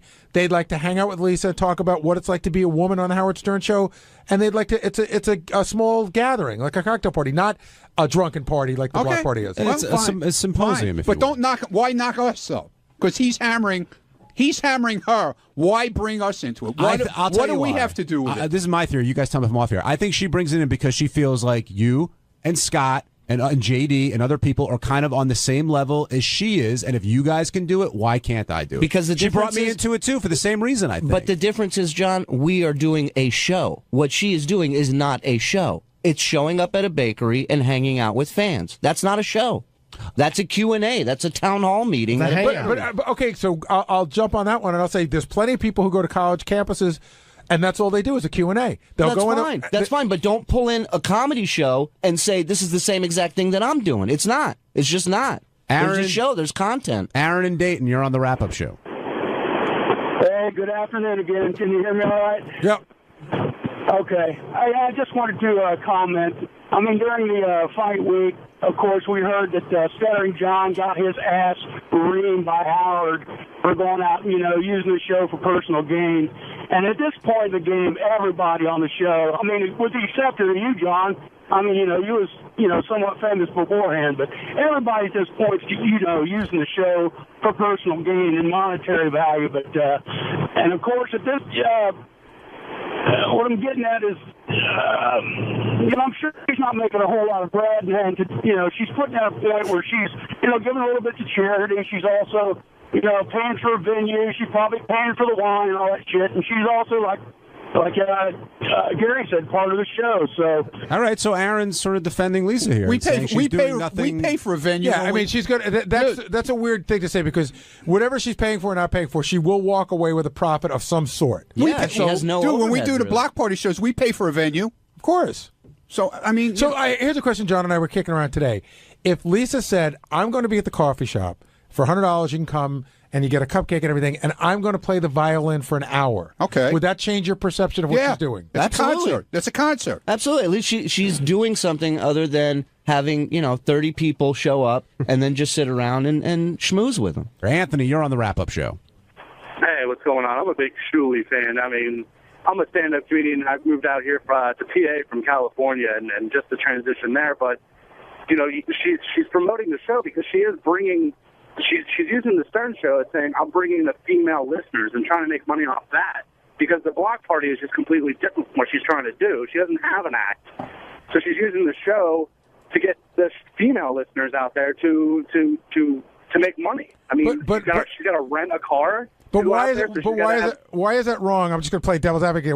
If you could say that Shuli and Ronnie are using the show to get male listeners to come out and see male-based humor, even though there's a lot of women there as well. So if Lisa feels she's going to talk to female listeners, why is that wrong? But why does she have to make money of it? If she started to support the show and won a gig, she should be able to be like, hey, I'm Lisa G. Come, get listeners to be more attracted to her, not because I need to make some money. Why should the guys from the block party make money? Shouldn't they just be, Shuli's a comedian, shouldn't he because be out there for the joy of making people laugh? Also, would it matter to you? I pay money to go see the block party. I pay money to go see the block party. I was up in Canada, and I saw the block party. It was fucking awesome. It was fun. But Anthony, people don't have to spend money to go to Lisa's event. They just won't go. Right. The reason I wanted to pick up his call is because he said Lisa's scamming people. And I think that's a poor choice of words because I think Lisa's being very upfront about what she's doing. I don't think there's any scam involved. Well, you know what? We should get Jason down here because he said that he feels like she's scamming people big time. But she's being very upfront about it. I mean, I don't think anybody who pays can't walk away surprised with what they're getting. What were you going to say, Benji? Well, would it matter? As I said before, I don't think there's anything wrong, and I think Lisa could say she's putting on an event in a different kind of way, but she's still putting on an event. I don't think there's anything wrong with that, except I felt she was being very hypocritical towards when she was criticizing me. But would you guys say it's any different if, let's say, this cupcake place hired her for an appearance and they paid her? I think that's different because you're not taking money from the listeners. Right. That's a huge difference right there. In other words, the cupcake place paid her. She goes there. Listeners can come for free and meet Lisa. And I think you sort of get the same result, but you're not taking money from the listeners. And I don't think the event itself rubbed people the wrong way. I think the price she came up with, I think, might have rubbed a few people the wrong way. And the word I keep hearing, too, from some people is that there seems to be a sense of entitlement. But I'm not sure for what. Like, Lisa's entitled to make money off the show, or I'm not sure what people think Lisa's entitled to do. But Jason's here. And Jason, we were just talking about how there was a caller on the line who said he felt that Lisa was scamming people. And I said, well, she's definitely not. That's a poor choice of words. She's being very upfront about what she's doing. But you say she's scamming. So, well, I would use scamming means like, she's lying to somebody. I think she's exploiting. I think she's ripping off. I think that we have a fan base that will pay money to be part of the show, like going to see Shuli and Ronnie's thing. Now you could say, first of all, I don't even like the fact that their show has been lumped in with this Lisa G thing. They are so two totally separate things. I think it's unfair to them to even lump it in.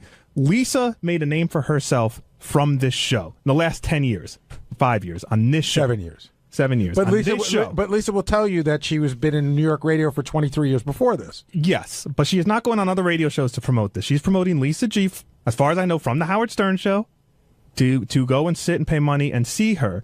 To me, that is using the goodwill that Howard has built up with the fan base and is exploiting that. And Howard, who is our boss, can put his name on anything and sell it and make money on it. Stephen King could put his name on any piece of crap book and sell it and make money off it. But they have integrity, and they care more about their fans than Lisa does.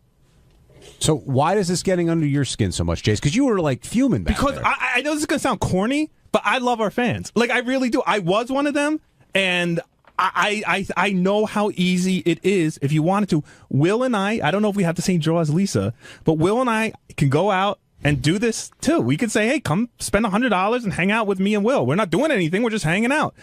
I personally think it's disgusting to do something like that. Well, you and Will? I don't want to speak for you, Will. Actually, I'll be at Belmont on Saturday. If you want to buy me 3 beers, I'm more than open to that.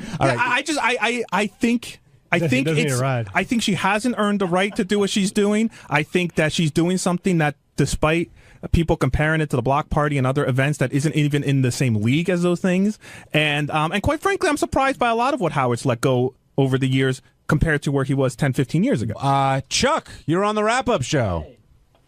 How's it going, John? Hey, Chuck, it's JD's dad. Chuck, who wants to chime in? Was this about the Facebook thing, or is this about the Lisa G thing? He wants the exact address to Facebook. I won't stay on too long. First, I enjoyed your show on the fast food mania thing the other day. That was great. Thank you. Thanks I appreciate someone in the Harmeyer family watching the show. Thank you. I haven't been able to listen too much of the show, but I wanted to let everybody know that this Friday night I'm going to be at the Fridays in Westchester, and for $50 you can get whatever appetizer you want, and we'll sleep. Hey, Chuck, if I come to you, can I look at like JD's grammar school pictures and stuff? Can you bring all that crap? Sure. Some of his report cards. It's going to be the eat and tweet. And Chuck, I'm taking from your comments that you think what Lisa's doing isn't right. I think it's hilarious. That anybody would actually pay, but if Guys, the event's going to be make some money out of it, more power to her. But so how about the argument that, hey, Lisa's really upfront with what she's doing? She's saying exactly what it is. I mean, why do you think somebody's being taken advantage of in the sense that they don't? Somebody says, hey, I want to meet Lisa G. I'm willing to pay that kind of money. You're taking advantages of people's passion to this show that she had, of course, a part of in it because she works here and contributes to the show. But this isn't this is. But you're not going to meet. You're not going to meet Howard. That's a given. But someone could think that there's one person closer to Howard, and it doesn't somehow matter. They'll work themselves in. You've been with the show since the very beginning. Again, I just remember, and I'm a crazy fan. I admit it. I was a crazy fan, just like half the people who have been hired here. And I would have paid untold amount of money to meet you. Or to meet, Sal, or I would have waited in line, or got excited to meet High Pitch Eric. And yes, at the end of the day, there's really no one to blame but the person partying with their money who chooses to go to this thing. But she is putting the minimal amount of effort into it. Like even what you were describing, the Chuck stat, if he brought pictures of JD, that's already providing more content than Lisa G is providing. And the report card's an extra. Steve and I were joking the other day, maybe we should sell tickets to us arguing about TV shows. We argue about TV shows all the time. Again, that's still providing more content than what Lisa G appears to be providing at this stupid thing where she is telling our fans, asking our fans to pay money to meet me. She's being very upfront. 10% of the net is going to charity, and that's very generous of her. But I just think it's exploitative. I think it's as exploitative as if Howard started putting out junk with his name on it. Chuck, I gotta let you go because a bunch of people on the horn. Anything else you want to say? Give me the horn. Give me the horn. I enjoy the show. Have a good day. Thanks, Chuck. Go check out the Pirates take on the Reds. Ralph Sorella, you're on the wrap-up show. Hey, now. Hi, Ralphie. This is all very muddy. I mean, if you allow for one, you have to allow for all. I mean, whether it's money for a cupcake or money to see a train wreck, it's what people want to pay. And I don't see why Lisa is being, who's Jason to decide what her appearing somewhere is worth to somebody? Well Ralph, the reason why this whole thing started is because Howard says it bothers him and he doesn't know why. So you're pretty close to Howard. Why do you think it bothers him? Well, listen, I know what Jason's saying in the sense of like, hey, she's not doing much. She's just coming there and showing up. But you know what? That's what an evening with Bill Cosby. Bill Cosby just shows up. Maybe people want to go there for Lisa's personality. Maybe she's going to give recipes. I don't know what the fuck she's going to do there, but I don't know how that's any different than the block party. But you don't know how that's different than the block party. Hold on. No, I don't. We'll explain that in a second. But all that being said, Ralph, Gary's question is a good one. Like, why does this get under Howard's skin versus the block party, versus the TV shows, versus Benji Song, Bill versus Cosby, all the other stuff? Why do you think this is irking Howard? Because this isn't, but maybe because the block party is such a train wreck that it provides content on the show. Ronnie goes out there and acts like an idiot, and then you've got tape of it, and Howard TV is filming it, and it provides content for the Howard Stern show. But I think it just sends signals to you can't allow one and not allow the other. But who are you guys to sit there and decide? Like, okay, well, first of all, okay, we don't. Howard does. Yeah, but Ralph, wouldn't you agree that? And I was going to get into this a little bit, but you brought it up. Wouldn't you say on this show there's different rules for different people? Absolutely, yeah. So then when you say you have to allow for one, you have to allow for another, really, Howard's running a monarchy. He has to allow for whatever he wants. Yeah, I mean, Artie used to get away with crap that none of us could get away with. That's right. And because he was Artie. Yeah, and that worked out really well. Well, I'm just saying that's what happens under that. Anybody could do whatever anybody wants rules. What Artie was allowed to get away with business-wise had nothing to do with what happened No, here. he got away with a ton of stuff here that we got. If I slept in the office as much as he slept on the air, I don't think I would have been treated with the same kid gloves. Absolutely, because you're not as funny as Artie. No, I'm not. Right. The people are treated differently here. Yeah. And that just doesn't work well. It just sends out a bad message to everybody. But again, I fundamentally disagree with you. I think Ronnie's block party does skirt the line of what Howard used to be angry about in the day when John and Gary tried to go out to do stuff and Howard didn't want it to become the traveling Howard Stern show. And I do think it comes up against that line. But at the end of the day, they're promoting their comedy show. People are buying tickets to their comedy show. I don't know. To me, it's completely different than having a lovely chat with coffee. I will agree that it's different. I don't know if it's completely different. I mean, I think what bothers you is Lisa's looking for a way to make money. Ralph, would you buy a ticket to just see JD and Ronnie, but no comedy? I wouldn't even do that. Me, Gary. Last question: is Howard going to put an end to all this stuff? It's getting to be rubbing up against that area. Hard to say. On Wednesday's wrap-up show, there was a lot of talk about Sal, shockingly, screwing up a game again. And this is one of those situations where Sal doesn't think he's wrong, is told that he's wrong, and then realizes that he's wrong and tries to explain himself, which he can't do. So we heard Sal tell the story about how it was unfair of Howard to call him a sucker.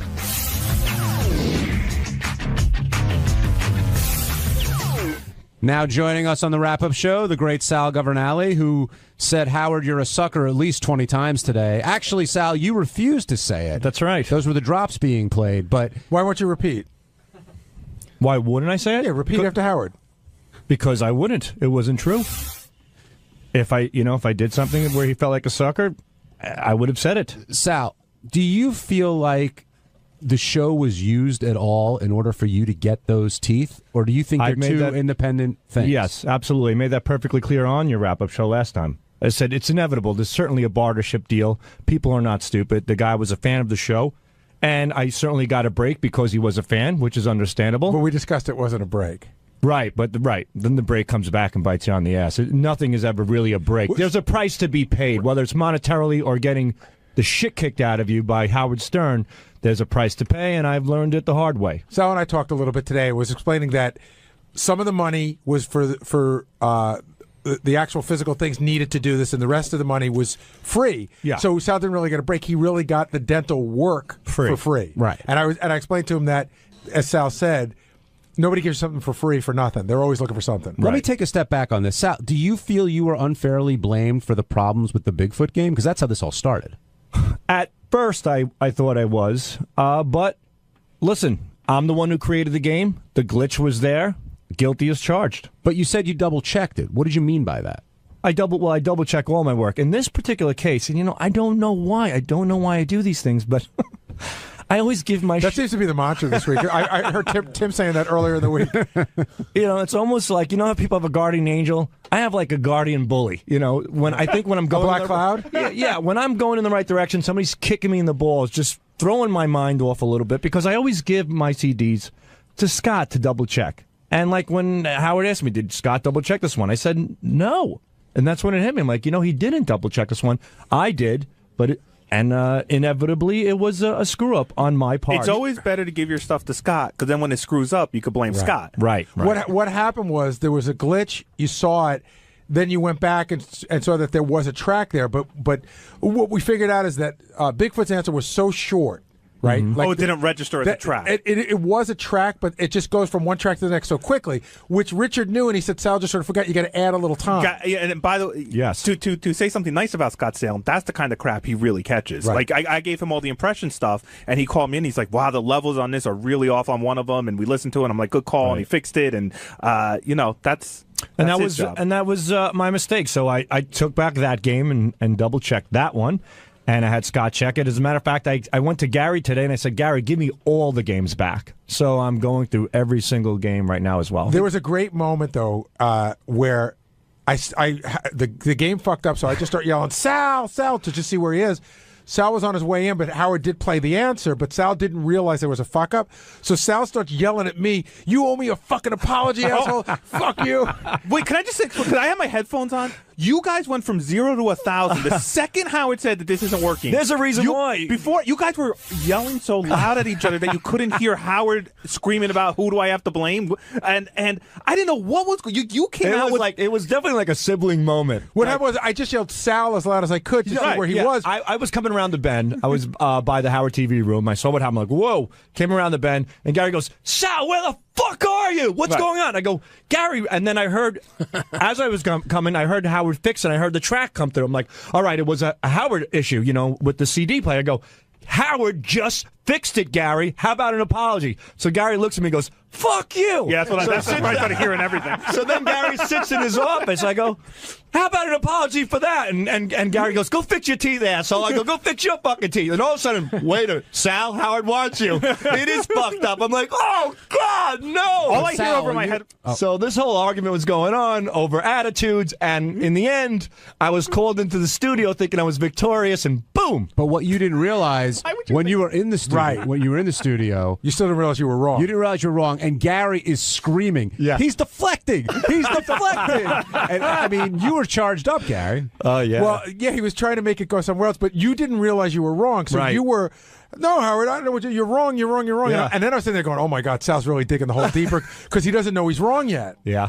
How did you not know you were wrong, though? Like in what? Well, I was arguing with Gary. I got called in, and I thought Howard called. I thought somebody sent up a note that Gary and Sal are fighting over the track. So in my mind, I'm thinking, all right, I'm going to go in, and then Gary's going to get called in, and Gary apologized to Sal. Here I am thinking it's going to be that way. And by the way, I just want to say, the desperation move if I'm beating you is you bring up the sleeping.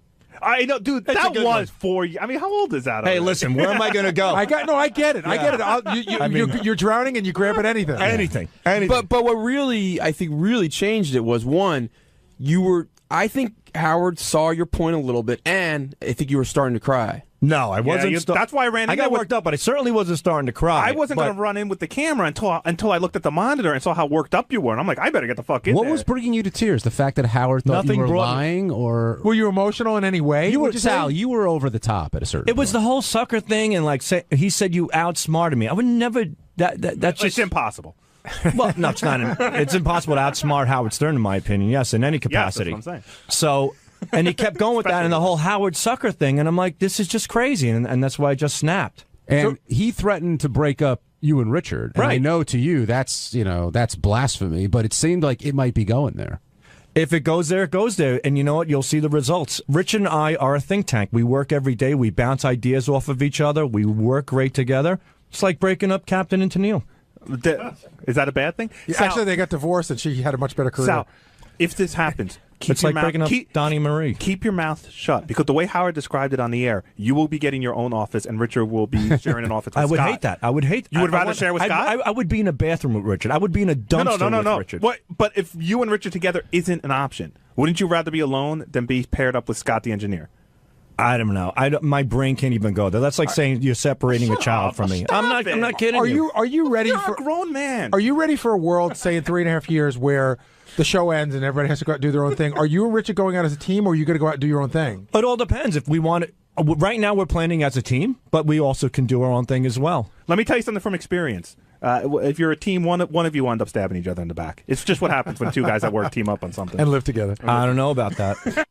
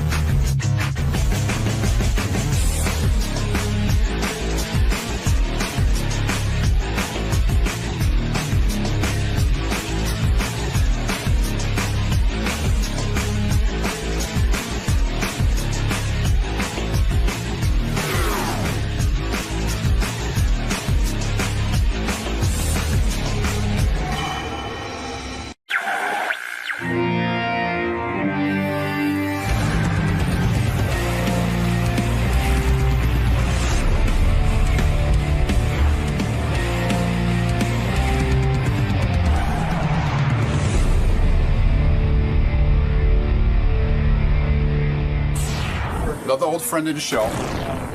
You going to have a stupid comment about that?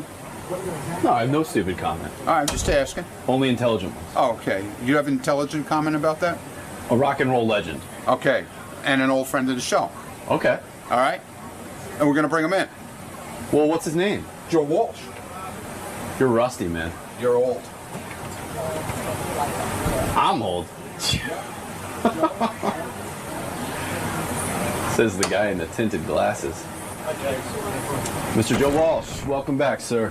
Thank you. How you doing? Good. How about yourself? Pretty good. Got a new album out? Got a new album out. Analog Man. One of the rare times I didn't stay up all night to come into the show. So you're feeling fresh. Slept. That should impress Howard. Right here, sir. Okay. There we go. So you're feeling fresh. You're raring to go today. I'm fresh and I'm ready to go. I hope he is. Oh, absolutely. Because I bet he's really nervous right now. You guys are old friends. You guys have been... We're old friends from golly. I don't want to figure out how old. But the new album's called Analog Man? Analog Man. First album in 20 years. All right. We'll see you in the studio. Okay. Good to be here. Joe looks good. Like his skin is good. But I'm saying for a guy who's been through what he's been through. Right. It's pretty amazing. He looks great. It's almost unfair. Because, he looks like, really... I would have done all that, too. That's right. He looks really healthy. Yeah, like he works out, I think. But, I mean, he had a long time of, fucking up his body. Analog Man is his first solo album in 20 years. He says his wife is the one that got him back in the studio. It's Ringo Starr's sister-in-law, by the way, his wife of 3 years. Yeah, isn't that weird? Yeah. He sounds very happy. He's healthy. He's sober. He loves his new wife. Everything's great. Do you almost think musically, like Joe's in his own sort of genre? Like, I was thinking about this, that just to discuss a little bit. Like, he's not like a Led Zeppelin guy. He's not like he's not huge. He's not like a super. But he's been in a super group. But he's been big on his own. But he's overlooked, kind of. Oh yeah, like when you talk about the top 10 greatest guitarists of all times, why Joe's name is, it's always like Buddy Guy. Yeah. It's a lot of old black guys. I think a lot of people took him out of the running because he was such a goof. That's right. Right. No, he did act goofy for a long time. Sorry, go ahead. He talks about how he talks to Ringo Starr for advice. He's very unaffected by his fame. Mm-hmm. Stevie Nicks, clearly sounds like she's still in love with him. She says that they broke up because they both had heavy cocaine addictions. But basically says he was the love of her life, and he's the only man she'll ever really love. Something like that. It was pretty quiet. I mean, I heard it. But I knew about the Don Henley thing, but I never knew about her and Joe.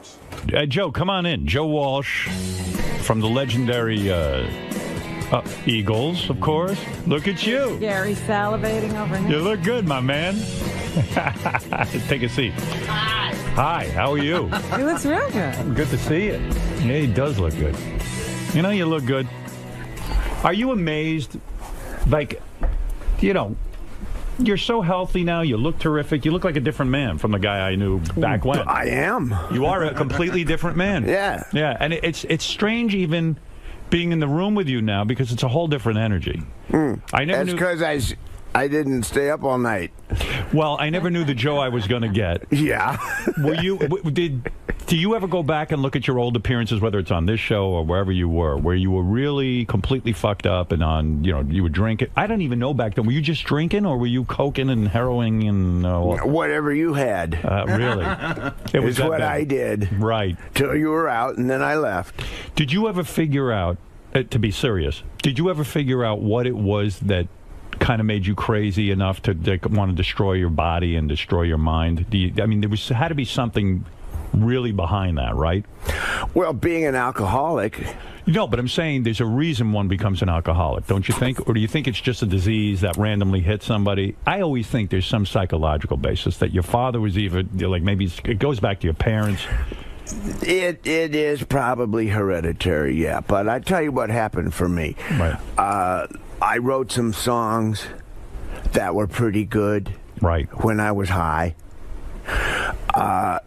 James Gang Rides Again came out, did really good. Right. Made that when I was high. So I made a mistake of thinking it was a winning formula. Right. I played some concerts in front of people when I was high, and they loved you. Well, they were high too. But, Right. You know, yeah. But then later, you know, when I didn't do an album, when I did an album that didn't do so good, I thought, well, I'm not nearly high enough. Right. Oh. And I chased it. Robin. Hey. Hi. But was it the kind of thing where you see, you strike me as a happy-go-lucky kind of guy, but the truth is you're not, because all of that stuff what you're describing is a guy who really wants to be successful. That success was so important to you that you said, oh, I know the winning formula. I'll drink, I'll get high, and then I'll write great music. So it really did matter to you whether you were successful or not. You weren't sort of a happy-go-lucky guy. Maybe it was a reaction to, oh, my God, maybe this will be the secret to my success. You were really hungry for success. Very subtly. Yeah. All of that stuff convinces you that you can't do anything without it. Right. And it's got you. You think that's it? Yeah. It's that simple? Yeah. You don't think it was your relationship with your parents? I mean, I don't know what it was like for you living at home. I don't know. You know, every case is different. If you grew up in an alcoholic family, chances are you're going to be alcoholic. Your mom and dad were alcoholics? There's always that at different times, yeah. Right. So when you see drinking as part of the family life, it doesn't seem like such a bad thing to be doing. When I grew up, it was the 50s, and we would have these family picnics, and everybody drank. Including you. My aunts drank, my uncles drank, my cousins drank. If you were an adult, adults drank. Right. That was just the norm when I was a kid. And it occurred to me that my whole family probably has been rip-roaring drunk for the last 500 years. Right. That was just the norm. How hard was it for you to get sober? Hardest thing I ever did. Yeah, and now you're happy, right? I hear reports on you, because I care about you, and when I hear you're so happy now, I really do get happy for you, because, you know, think about all your contemporaries. A lot of guys died who were even less fucked up than you. A lot of guys we know aren't around anymore. Yeah. Who you thinking about that didn't make it? I'm thinking Bellucci. Kennison. Right. And Keith Moon. And it's kind of sad, too, because if you get that second chance, if you live long enough and you kind of get sober, you go, wow, you think about those guys. They were cut down in their prime. Yeah. And do you think music... See, I happen to think you're one of the greatest guitar players, and I'm not saying it because you're here, but I do. I think the riffs and the songs you came up with were brilliant, especially James Gang stuff, and then when you went to the Eagles, I felt you really improved that band like tenfold. But yet, do you think...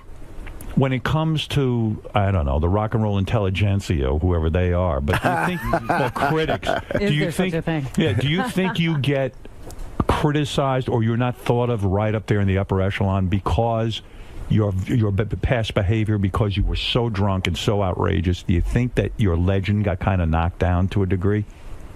Were you taken less seriously? I'm not really concerned with that. But you are.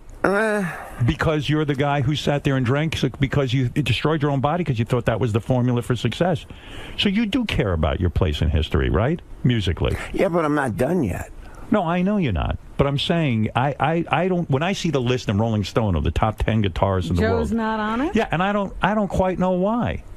You really are. Do you still practice your guitar every day? Yeah. It's that important to you? I try and play every day, yeah. Is it true you take guitar lessons to this day? That you still take guitar lessons? I'll sit down with somebody, yeah. I'll sit down with somebody and ask them, how in the world do you play that? Like Brad Paisley. Right. I'll sit down with him and say, hey, man. Why is that? Because you can't figure out how he did that? Well, probably, but it saved me 5 or 6 hours if I just ask him. But does anyone ever come to you and say, hey, Joe, teach me how to play? Teach me how to do that? Not really, but does that bother you?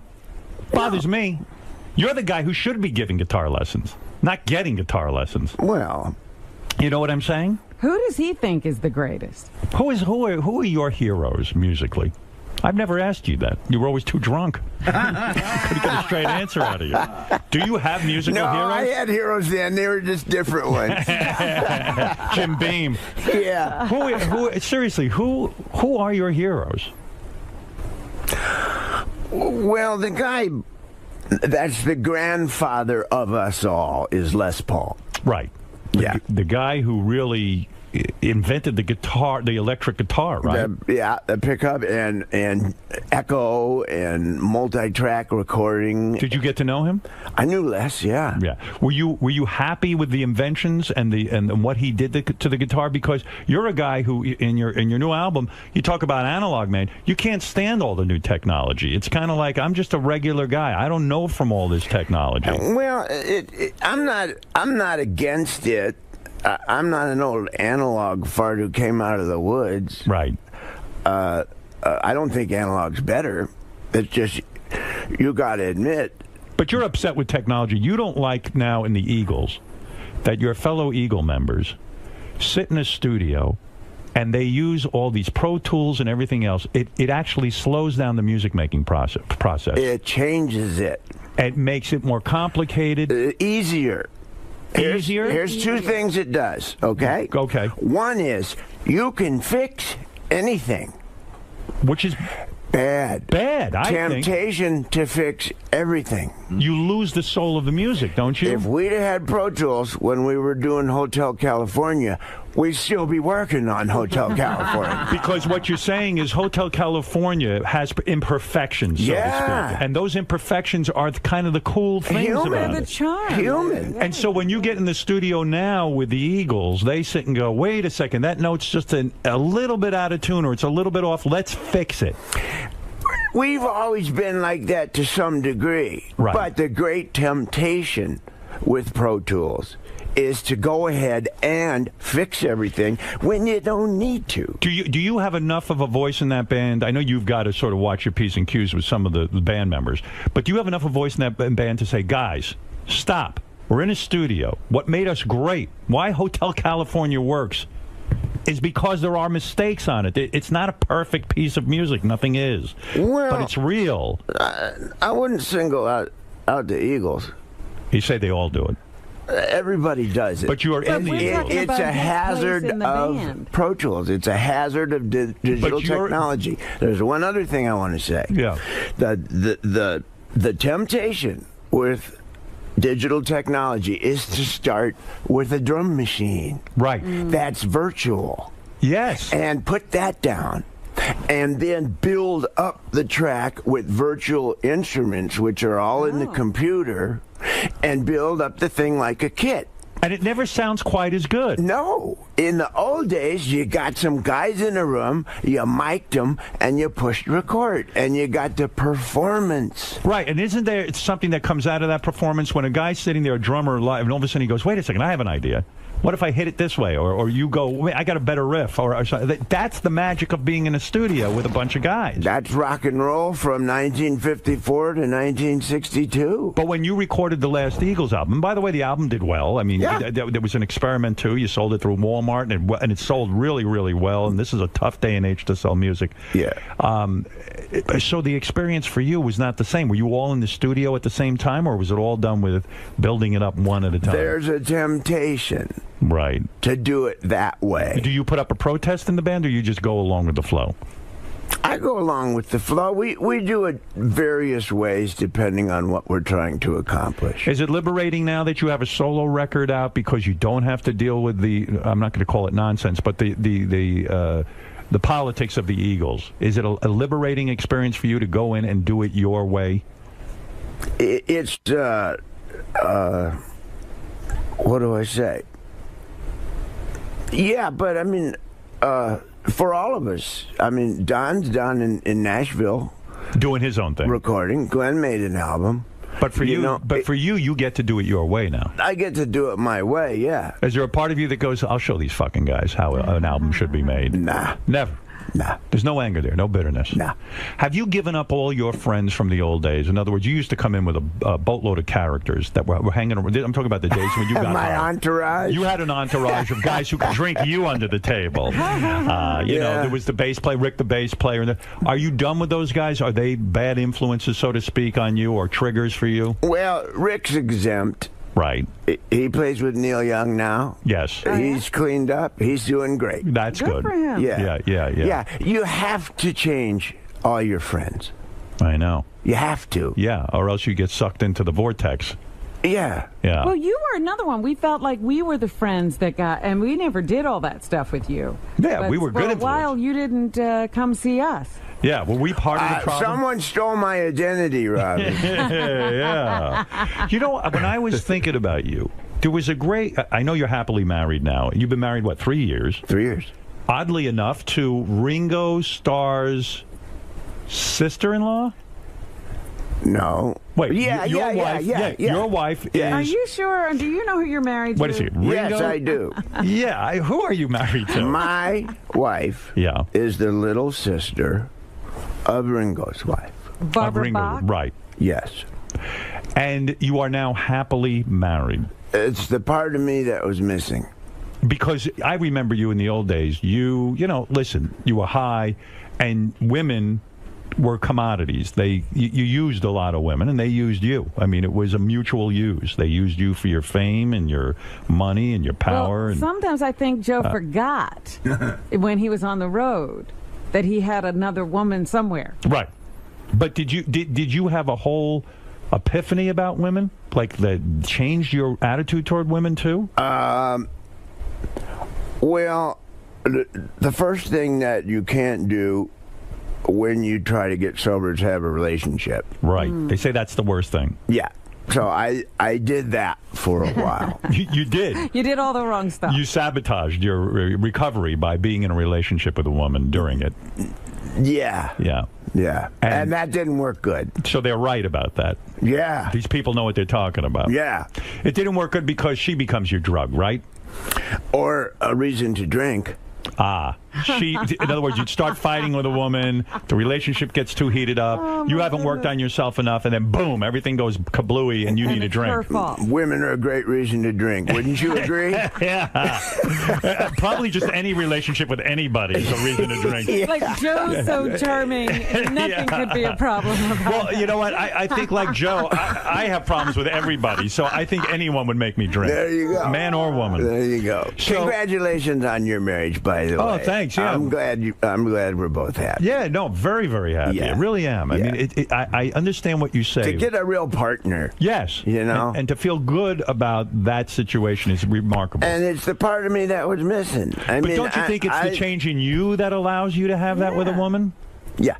That's what it is. Yeah. Yeah. You had to grow up. I couldn't have had any relationship like I was. Did you go back and say to any of the women you were with, and I'm sure you hurt some women and some women hurt you, but did you go back? Even I know, remember, you used to have the great joke, my ex-wife plaintiff. Yeah, did you call plaintiff? Did you ever call plaintiff and say, which one?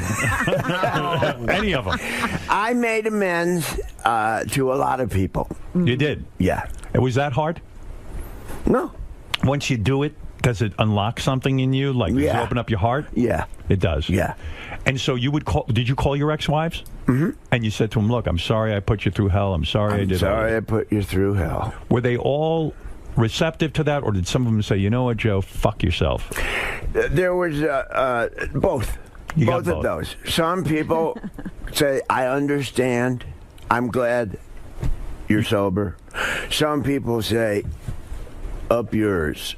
And some people say, I don't believe you. In other words, the important thing is me. You said it. I'm better for it. Right. And what is it? If it's a phone call or a meeting, and you go there and you confess to them that you were shit or whatever, you were confused. Yeah, you look them in the eye and you tell them, hey, I was really a bad person to you, and I regret it, and I'm sorry.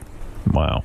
Boy, that's heavy. That's hard. It's heavy, but I mean, that's part of recovery. Because you live in all that garbage.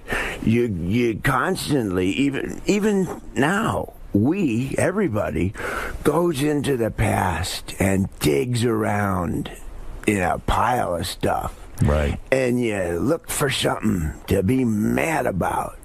Right. You look for something to get in a bad mood about. And you attach an emotion to it. And then you're in a bad mood. And none of that exists.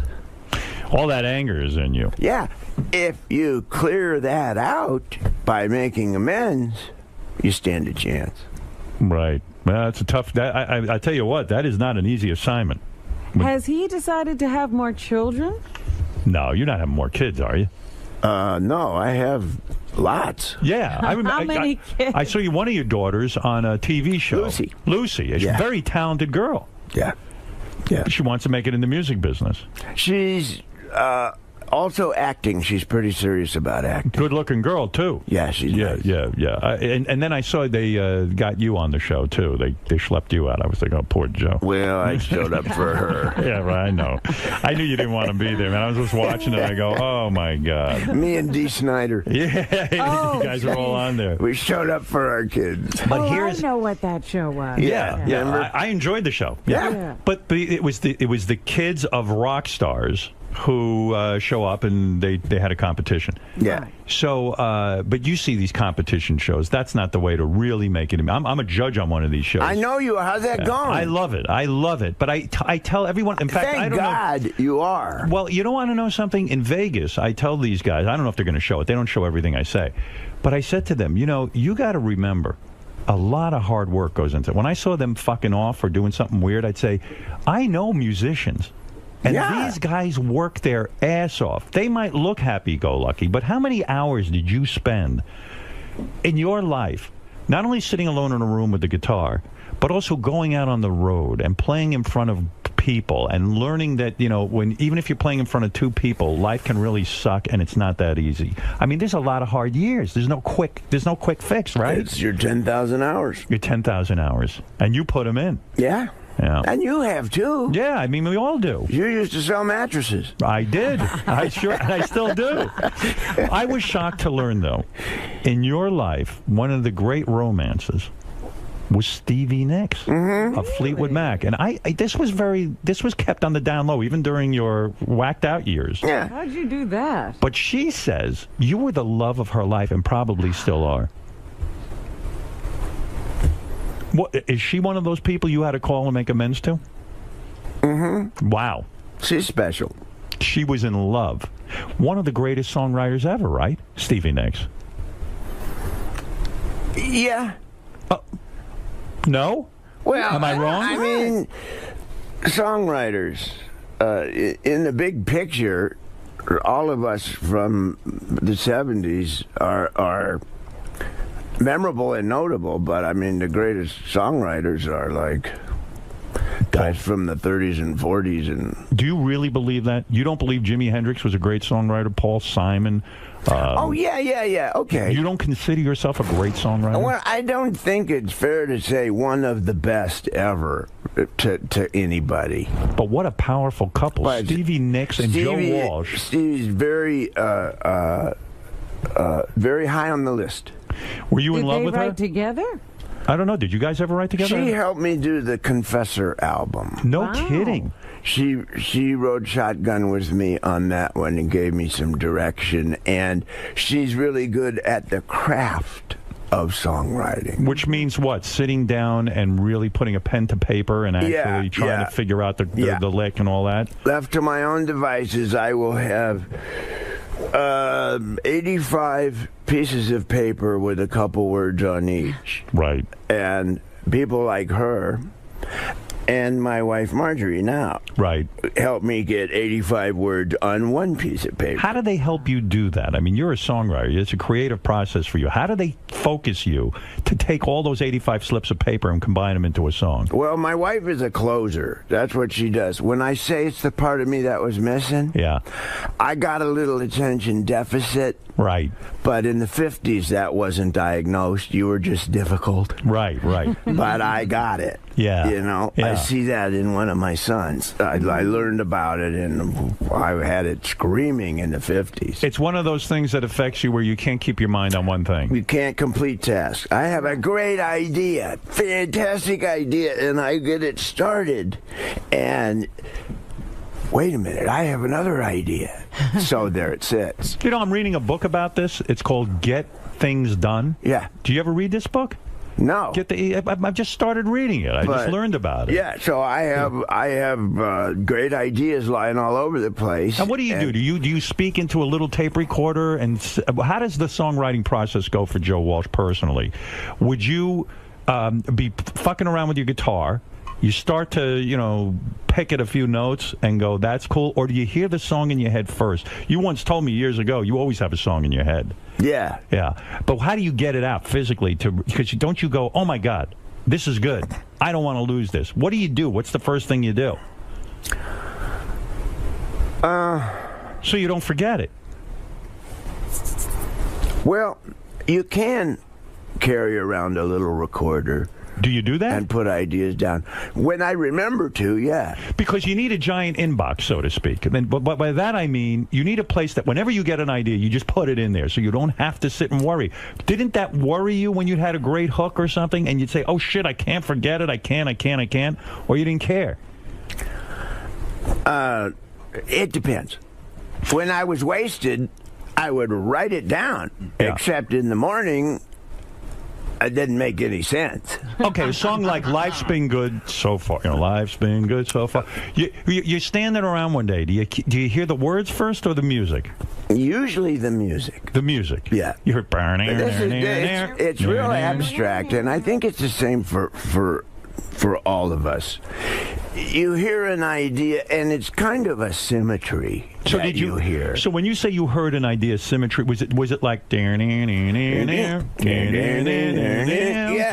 a matter of fact, yeah. That's what you heard. Yeah. And then you go, I don't know what the fuck to do with that. Well, you go, okay, there's something. Right. Now, what do you do with that? You go over to a tape recorder and you go. I kind of have a place in my head that it goes with different drawers. Really? And you retain this? Yeah. I wonder I'm wondering, why don't you think this is something you've heard before? Like you're humming somebody else's tune. I'm amazed that I would sit there and think how many songs he forgot that are in that drawer. Well, think of how many songs never got written that people had. Yeah, Robin, you're right. Whatever you just said, I forgot. Yeah, sometimes you think it's something you heard. Yeah, right. Well, that's where you go, aha. Right. You mess around with old blues licks, and you mess around, and you realize, boy, this is fantastic. Oops. Except it's a Hendrix lick. And you think, oh, well, start again. But once in a while, you get a nibble. Did you ever meet Hendrix? Yeah. Oh, you did? Yeah. Did you ever get to play with him? Not live. Not live. Backstage. You went backstage. Where was this? Youngstown, Ohio. Back in the early 70s? Yeah. Okay. And you're, what, doing a concert? Yeah. James Gang concert at that point? James Gang, Hendrix, and Sly and the Family Stone. All on the same bill. Wow. Well, remember in those days? Wow, yeah. You had 3 headliners on a show. And who opened that show? We did. The James Gang. Yeah. Unbelievable. What a show. Yeah. And then Sly and the Family Stone, and then I guess Hendrix. Well, Sly never came out of his dressing room. Yeah, right. But there's another guy. I mean, he's a difficult guy, right? He's had his problems. Yeah. And I don't think he ever came out of them like you Still did. going through it, yeah. I don't think he made it. No. Do you ever see him around? No. No. He's like a recluse. There's been Sly sightings, but yeah. Yeah, I saw him on some award show or something. Yeah, but a few months ago, we were reading that he was in a trailer parked outside somebody's house. Right. Yeah. Yeah. Thank God you didn't go that route. Yeah. Well, yeah. Yeah. And does that give you the shakes at night sometimes? You go, shit, I could have really, really fucked up. Oh, yeah. Yeah. I am so grateful to be alive and sober. So Hendrix is backstage. And what happened? He's backstage. We're in a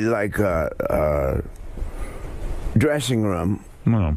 which is like where a hockey team changes or something, you know. Not glamorous. That, so yeah, right. and he's there, and I finished, and we finished, and we're in the same dressing room. So he's sitting playing his guitar, and I come in with mine. Right. And you have a jam session, so to speak. A little bit, yeah. I showed him my guitar, and he showed me his. Do you get intimidated by a guy like that? Nah, he was a wonderful guy. Of course, I'm intimidated. By his talent, I mean.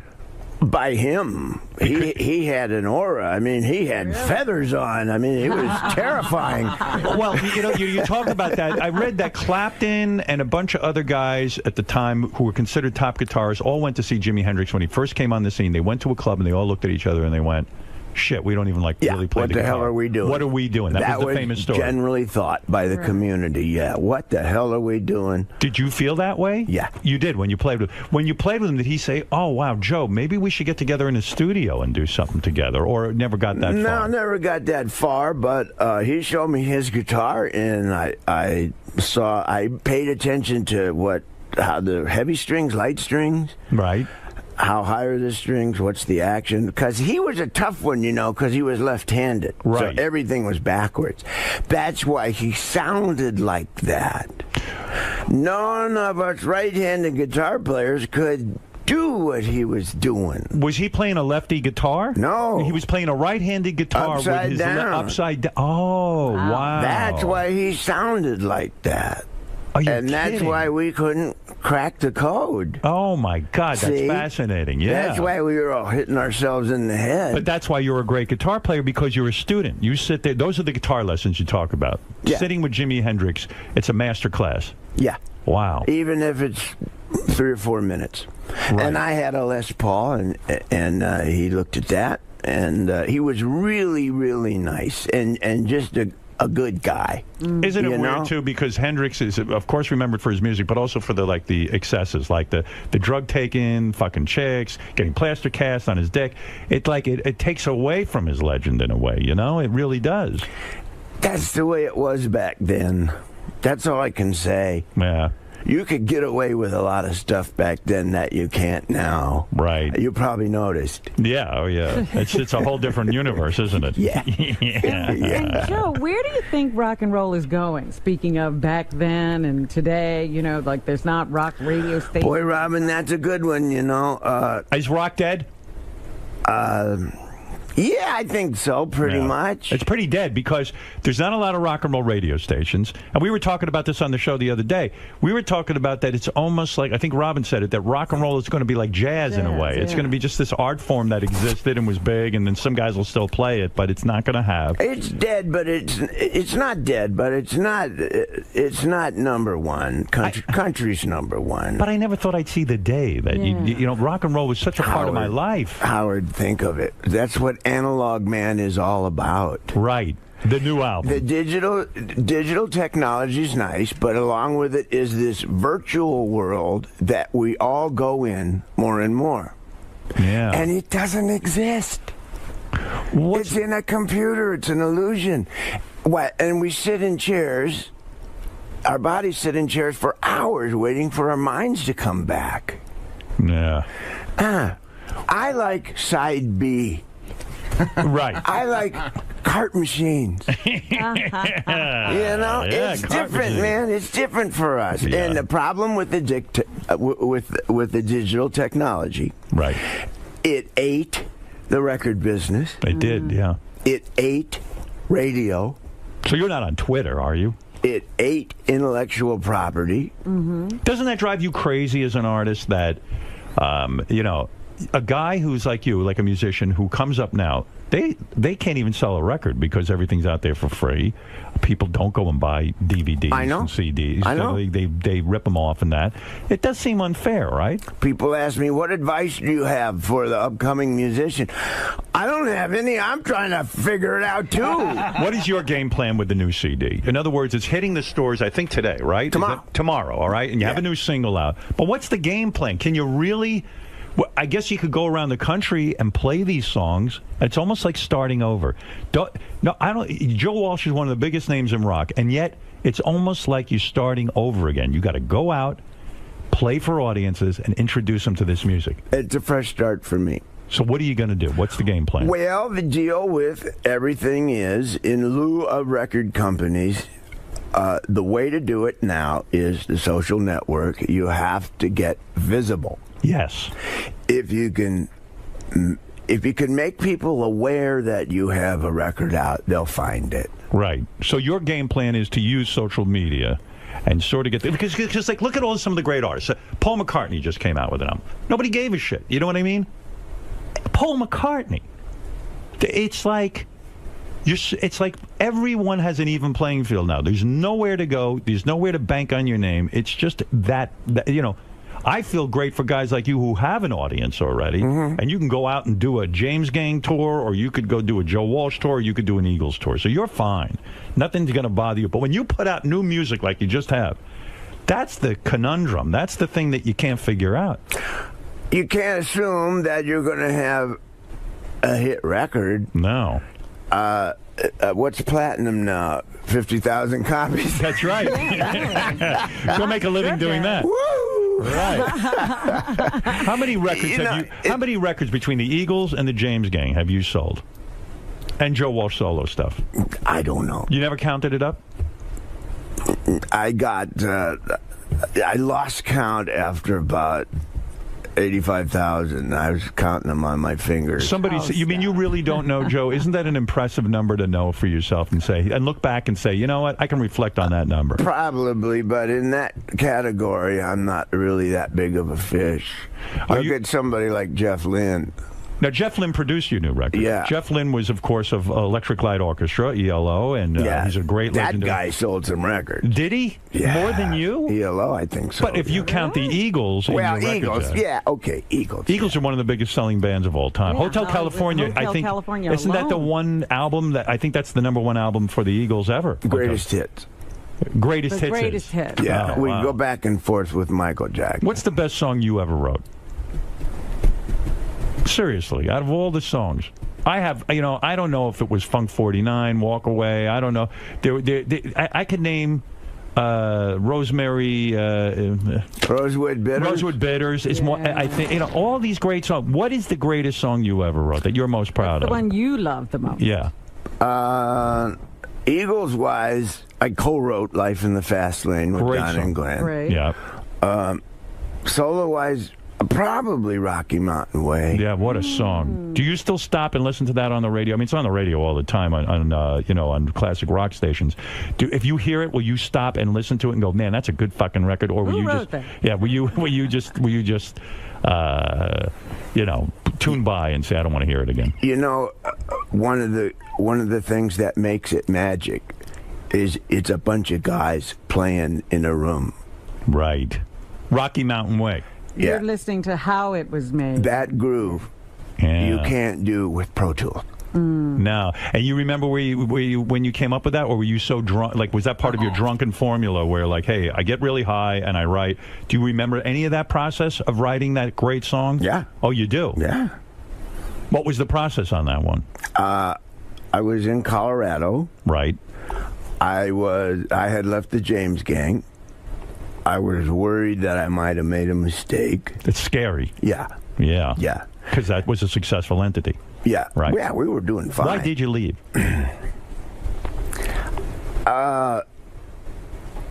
3-piece band. I just got saturated with playing really loud and being like a kick-ass guitar guy. Right. Playing through Marshalls and stuff. Why, you thought on your own you could, tone it down? I was hearing all these songs like with a piano. And they didn't want that. The other two guys were against it. Kinda. And also your audience demanded you be a certain sound. So Yeah. if you went to a piano, you were afraid the audience would reject. So you just said, fuck it, I'll leave the whole thing. Yeah. Did those guys want to kill you for breaking up something successful? No. Did you call to apologize to them when you got sober? I didn't have to really apologize. I apologized when I quit. I just said, guys, I can't do this. I'm a musician, too. Yeah. And I got to go have a look at that. And so you were scared. You were in Colorado. I'm in Colorado. Okay. and I have an album done, which was the Barnstorm album, the first solo album I did. And I'm mowing the lawn. And you were mowing the lawn. I was mowing the lawn. Yeah. Rock stars mow lawns? I didn't have any words for Rocky Mountain Way, but we had the track done. Right. And I'm just dead in the water about this song. What is it about? You mean you just hear music? There's no vocal. There's no tune, really, except that. If there were words, I hear where they go. But you don't have the actual words. I don't know what they are. So how do they come to you? Well, I'm on the lawn. I look up, and there's the front range of the Rocky Mountains with snow on them in the summer. Right. And it knocked me back because it was just beautiful. And I thought, well, I have committed. I'm in Colorado. It's too late to regret the James Gang. The Rocky Mountain Way is better than the way I had because the music was better.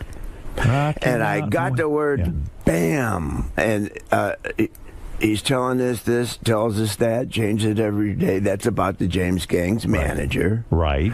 We don't need the ladies crying because the story's sad. That's giving up the regret of leaving the James Gang. And I got all those words all at once, and I ran into the house to write the words down. And the lawnmower kept going over into the neighbor's yard and ate the garden.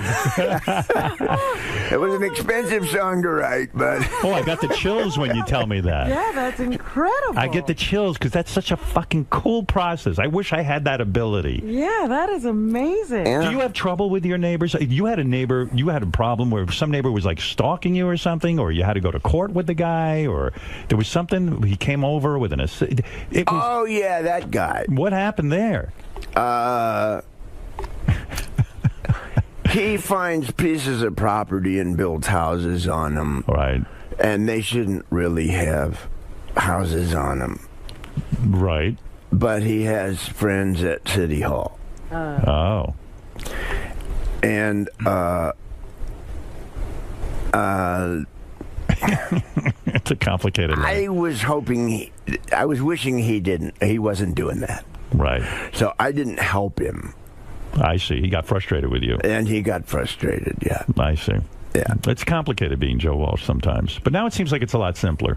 You get the wife, you're happy. Oh, it's so much simpler.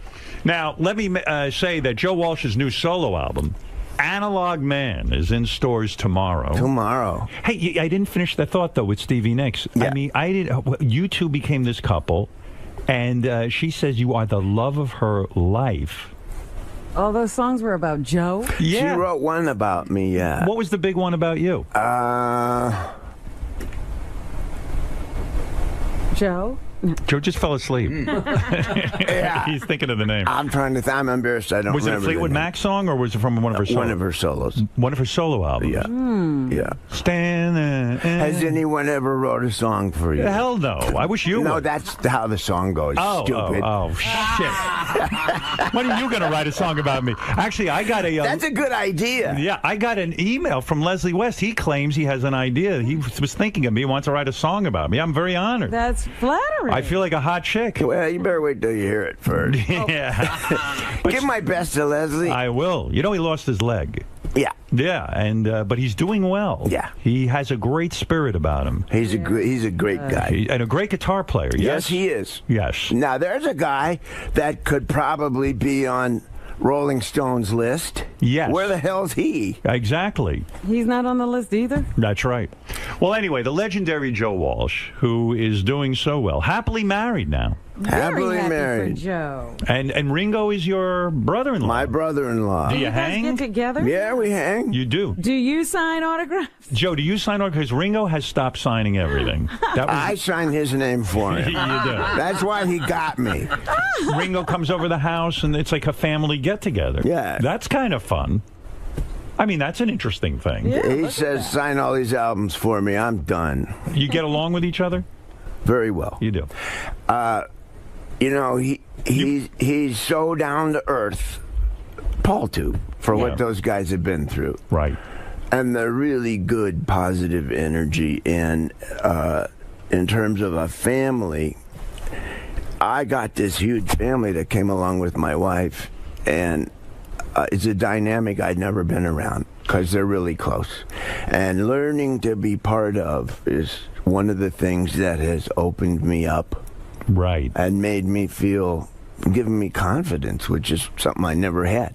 That's why I drank. Yeah. Well, I'm glad you're not drinking. I'm glad you're healthy. So having Ringo, his insight and his wisdom has helped me with my life and as a human being, besides the music part of it. Yeah, he seems like a real guy. I mean, I got to know Paul McCartney a little bit. What an amazing guy. Yeah. I mean, something else. Yeah. I always say, you talk about guys who strip it down, so to speak, who are analog men. I was talking the other day, I heard a song of his that I hadn't heard in years. It was from his first solo album after he left the Beatles. It was Turn It Up. What's the name of that song? Ooh You. Ooh You. And I love this song, Ooh You, but it's so fucking stripped down. And in fact, he's in a studio doing it, and he says, "Turn it up." He's talking to the engineer. It became part of the song. Yeah, that's the shit I like. That's analog. That's analog. That's what we're talking about. Yeah. You and Ringo, you and Ringo ever swap sisters? Would that ever happen? Like you do his? Howard, I'm not going to stoop to that mentality. Let's go get our asses waxed. Right. Listen, this. Oh, and by the way, the single is "Lucky That Way." I'll play a little. Is that right? I want to hear. Yeah. Let me see. "Lucky That Way" sounds like your life now. Joe Walsh, the new solo album "Analog Man." And that's in stores tomorrow.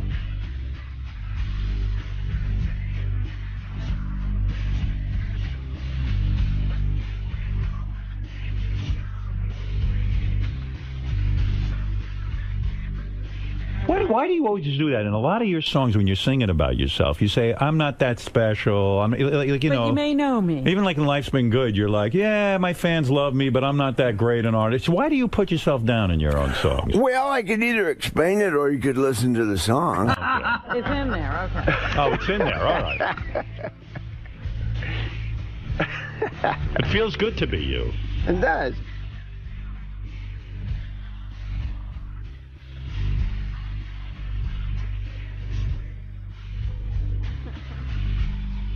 Listen to the chorus. I am. Oh, yeah. But here comes the chorus. When you wrote you had a Maserati, did you really have the Maserati? It would be logical. But do you really have the palm trees in the swimming pool now? Yeah. You do? Yeah. Here we go.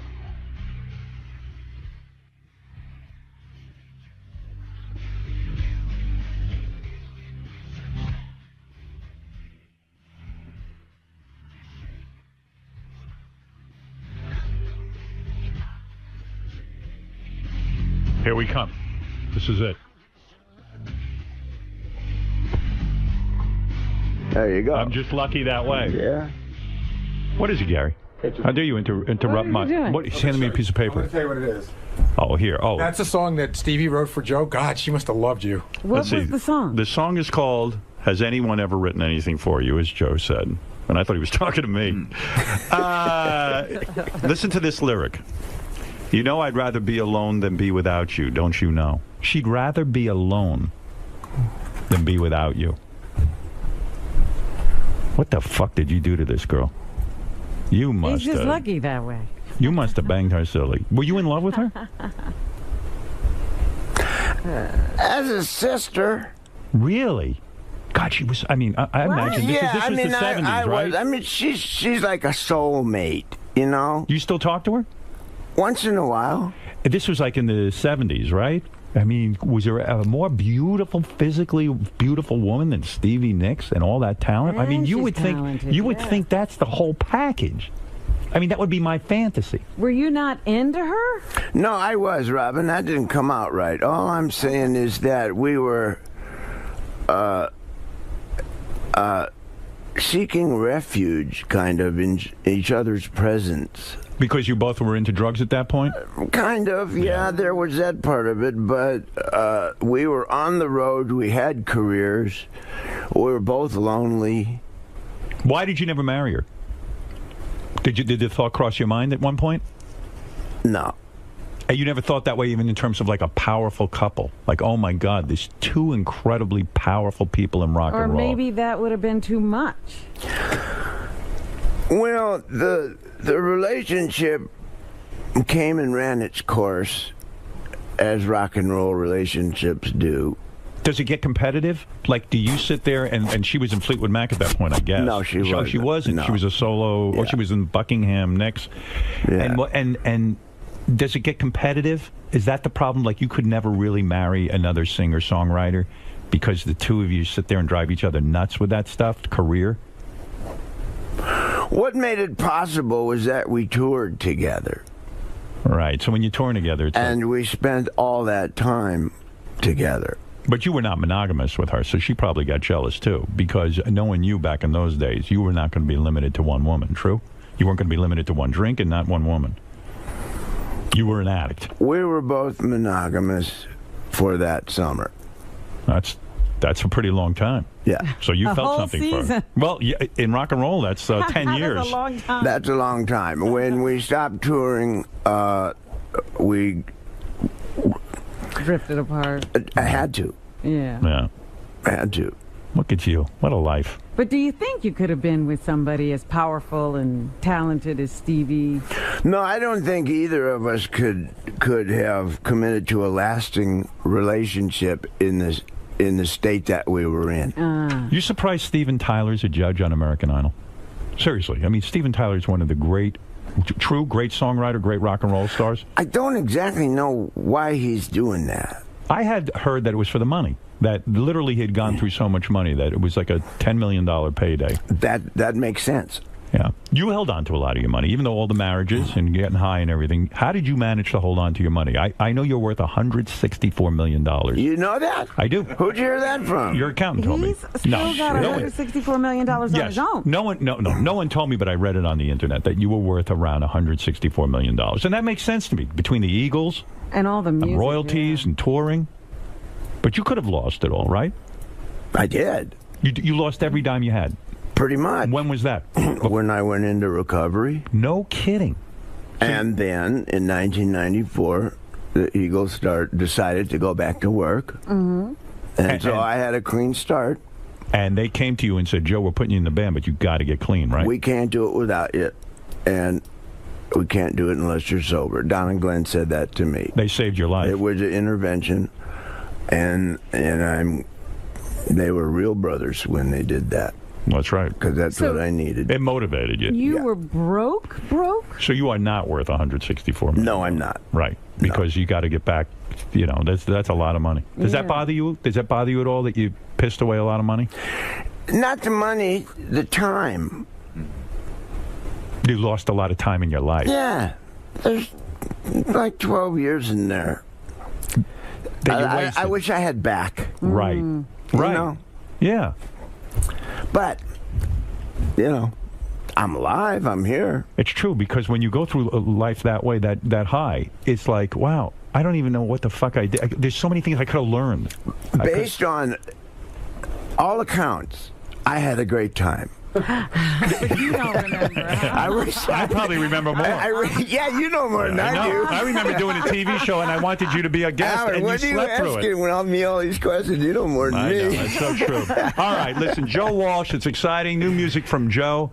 Analog Man is in stores tomorrow. Hi, Marjorie, I love you. Marjorie, I love you too, baby. And Robin, I love you too. I love you, Joe. Hope you're feeling better. JoeWalsh.com is where you can go to get all your Joe information. And Joe, anytime you come and see us, you know I like it. Next time, come back with a full album only about me. America's Sweetheart. I'm going to call Leslie.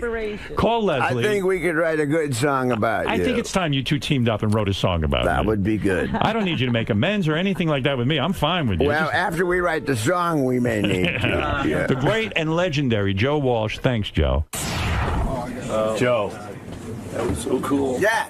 what elements would a song about Howard Stern have to contain? If you were gonna get together with Leslie and write a song, what does a Howard Stern themed song sound like?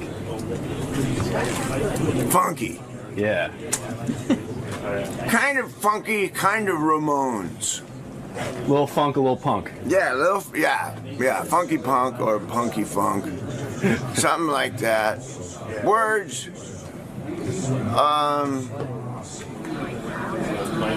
parts of it really nice and friendly, and parts of it awful. You know, like Howard. Reflects his personality. Yeah, yeah. I'm going to talk to Leslie West, and I'll get back to you with more of it. Cool. I think that would be a great song to hear. Now, we got to think of stuff that rhymes with Stern. That's your homework assignment. Burn is my first word there, 'cause he's got a fire inside him. Yeah. What rhymes with Stern? Well, no, I'm not going to go there. Great to be back. Joe, it's great seeing you. One quick thing I was going to ask you. You guys seem very like-minded when you talk about, digital technology and the virtual world and its influence on music. Do you think Howard's an analog man in spirit? The way he approaches his show and the love of the performance and some of the errors that come along with it?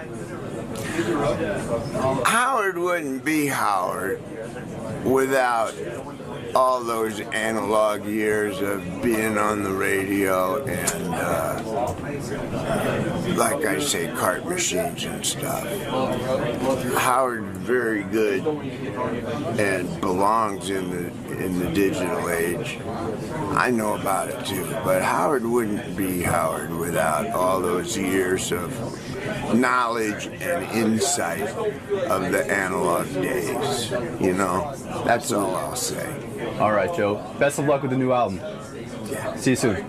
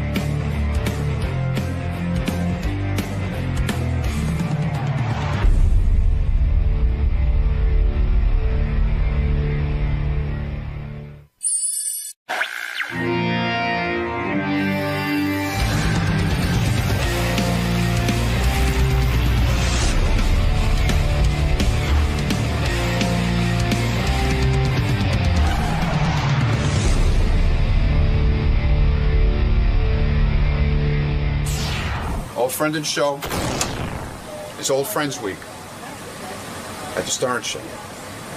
Today's Joan Rivers. Okay. Okay? She's got a new book out, Yes, I know. I read about it in the newspaper yesterday. You know what it's called? Very similar to what I think you would title the book. Yeah, The first line is, I hate everyone.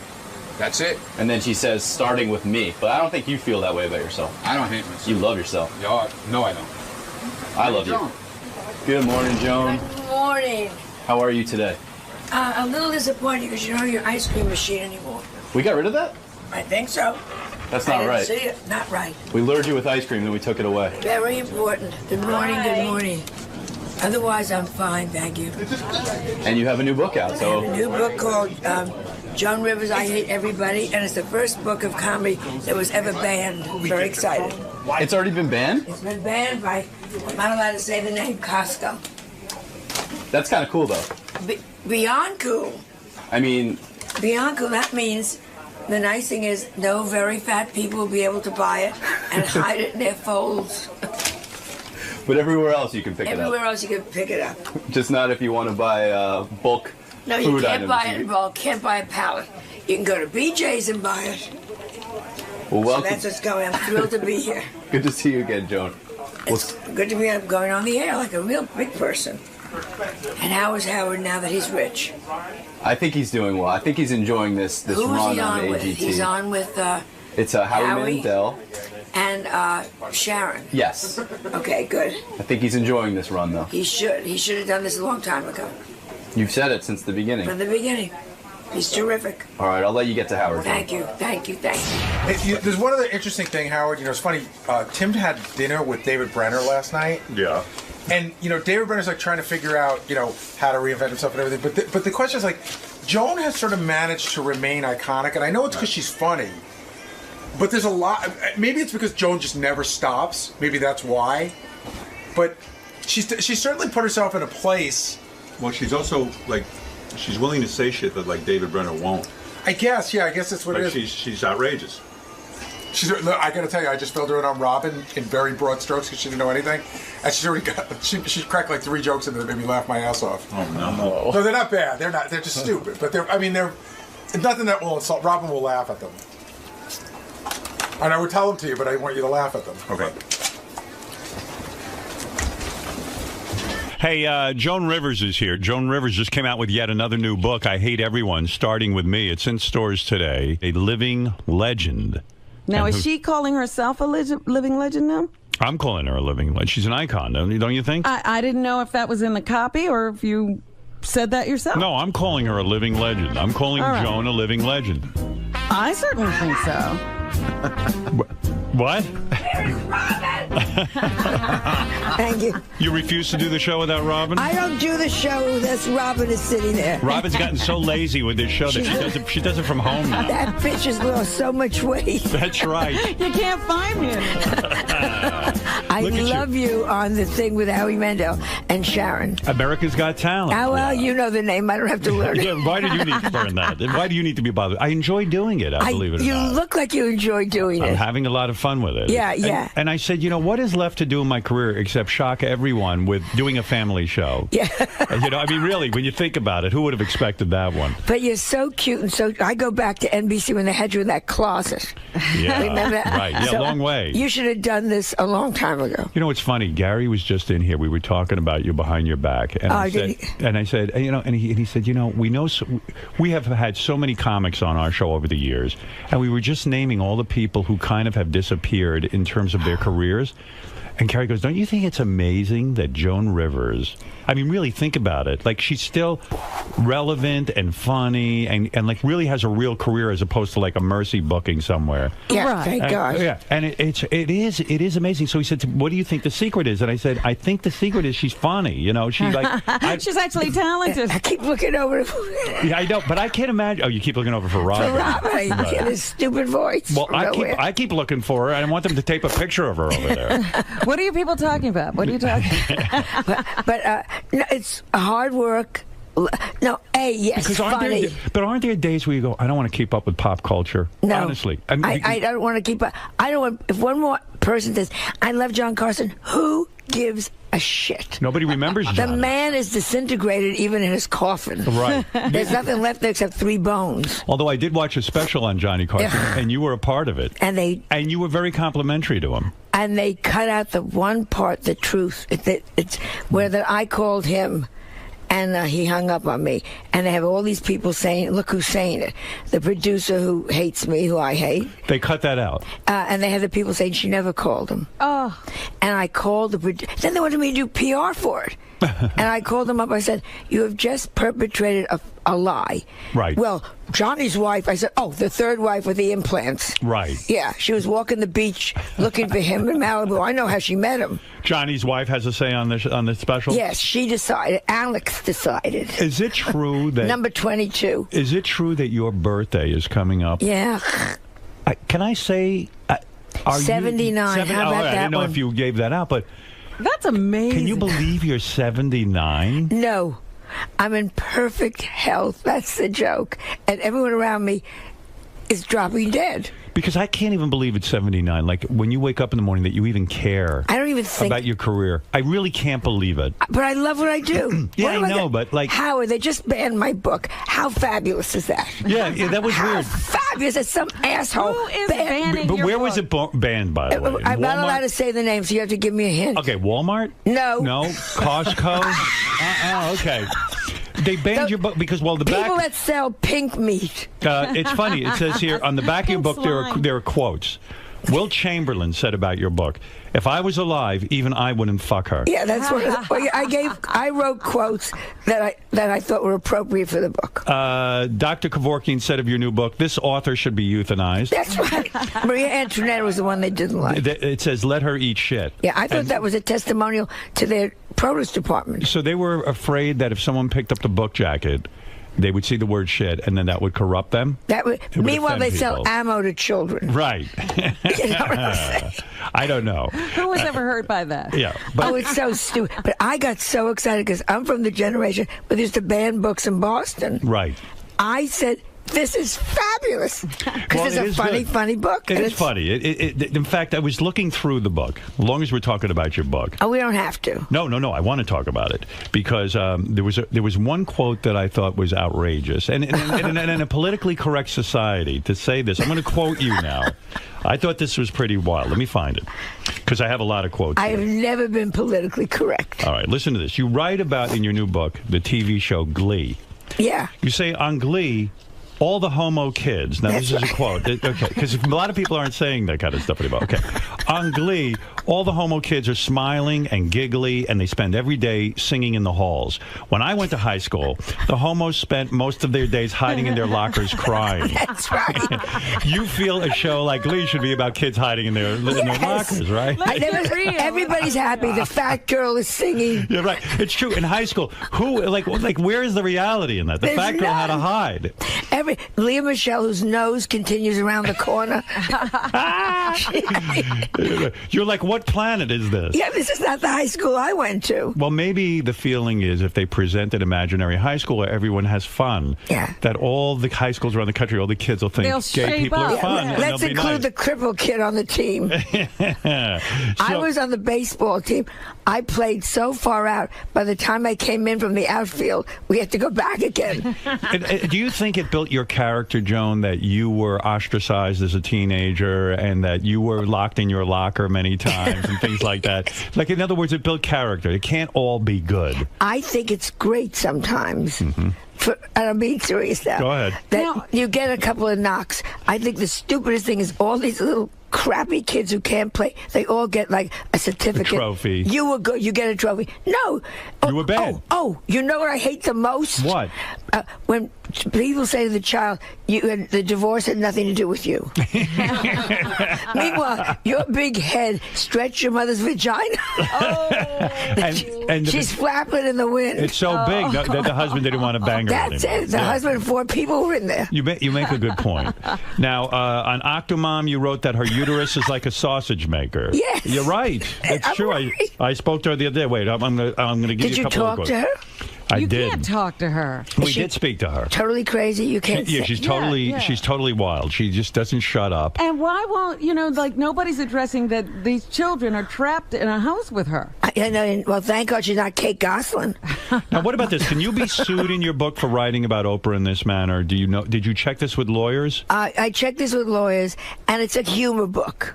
I see. Because it says here. That's how you get away with it. It's a humor book. You say Oprah is Stedman's beard. That's what I think. Yeah, you say, yeah, sure, Oprah denies it, but even Abraham Lincoln didn't have this big a beard.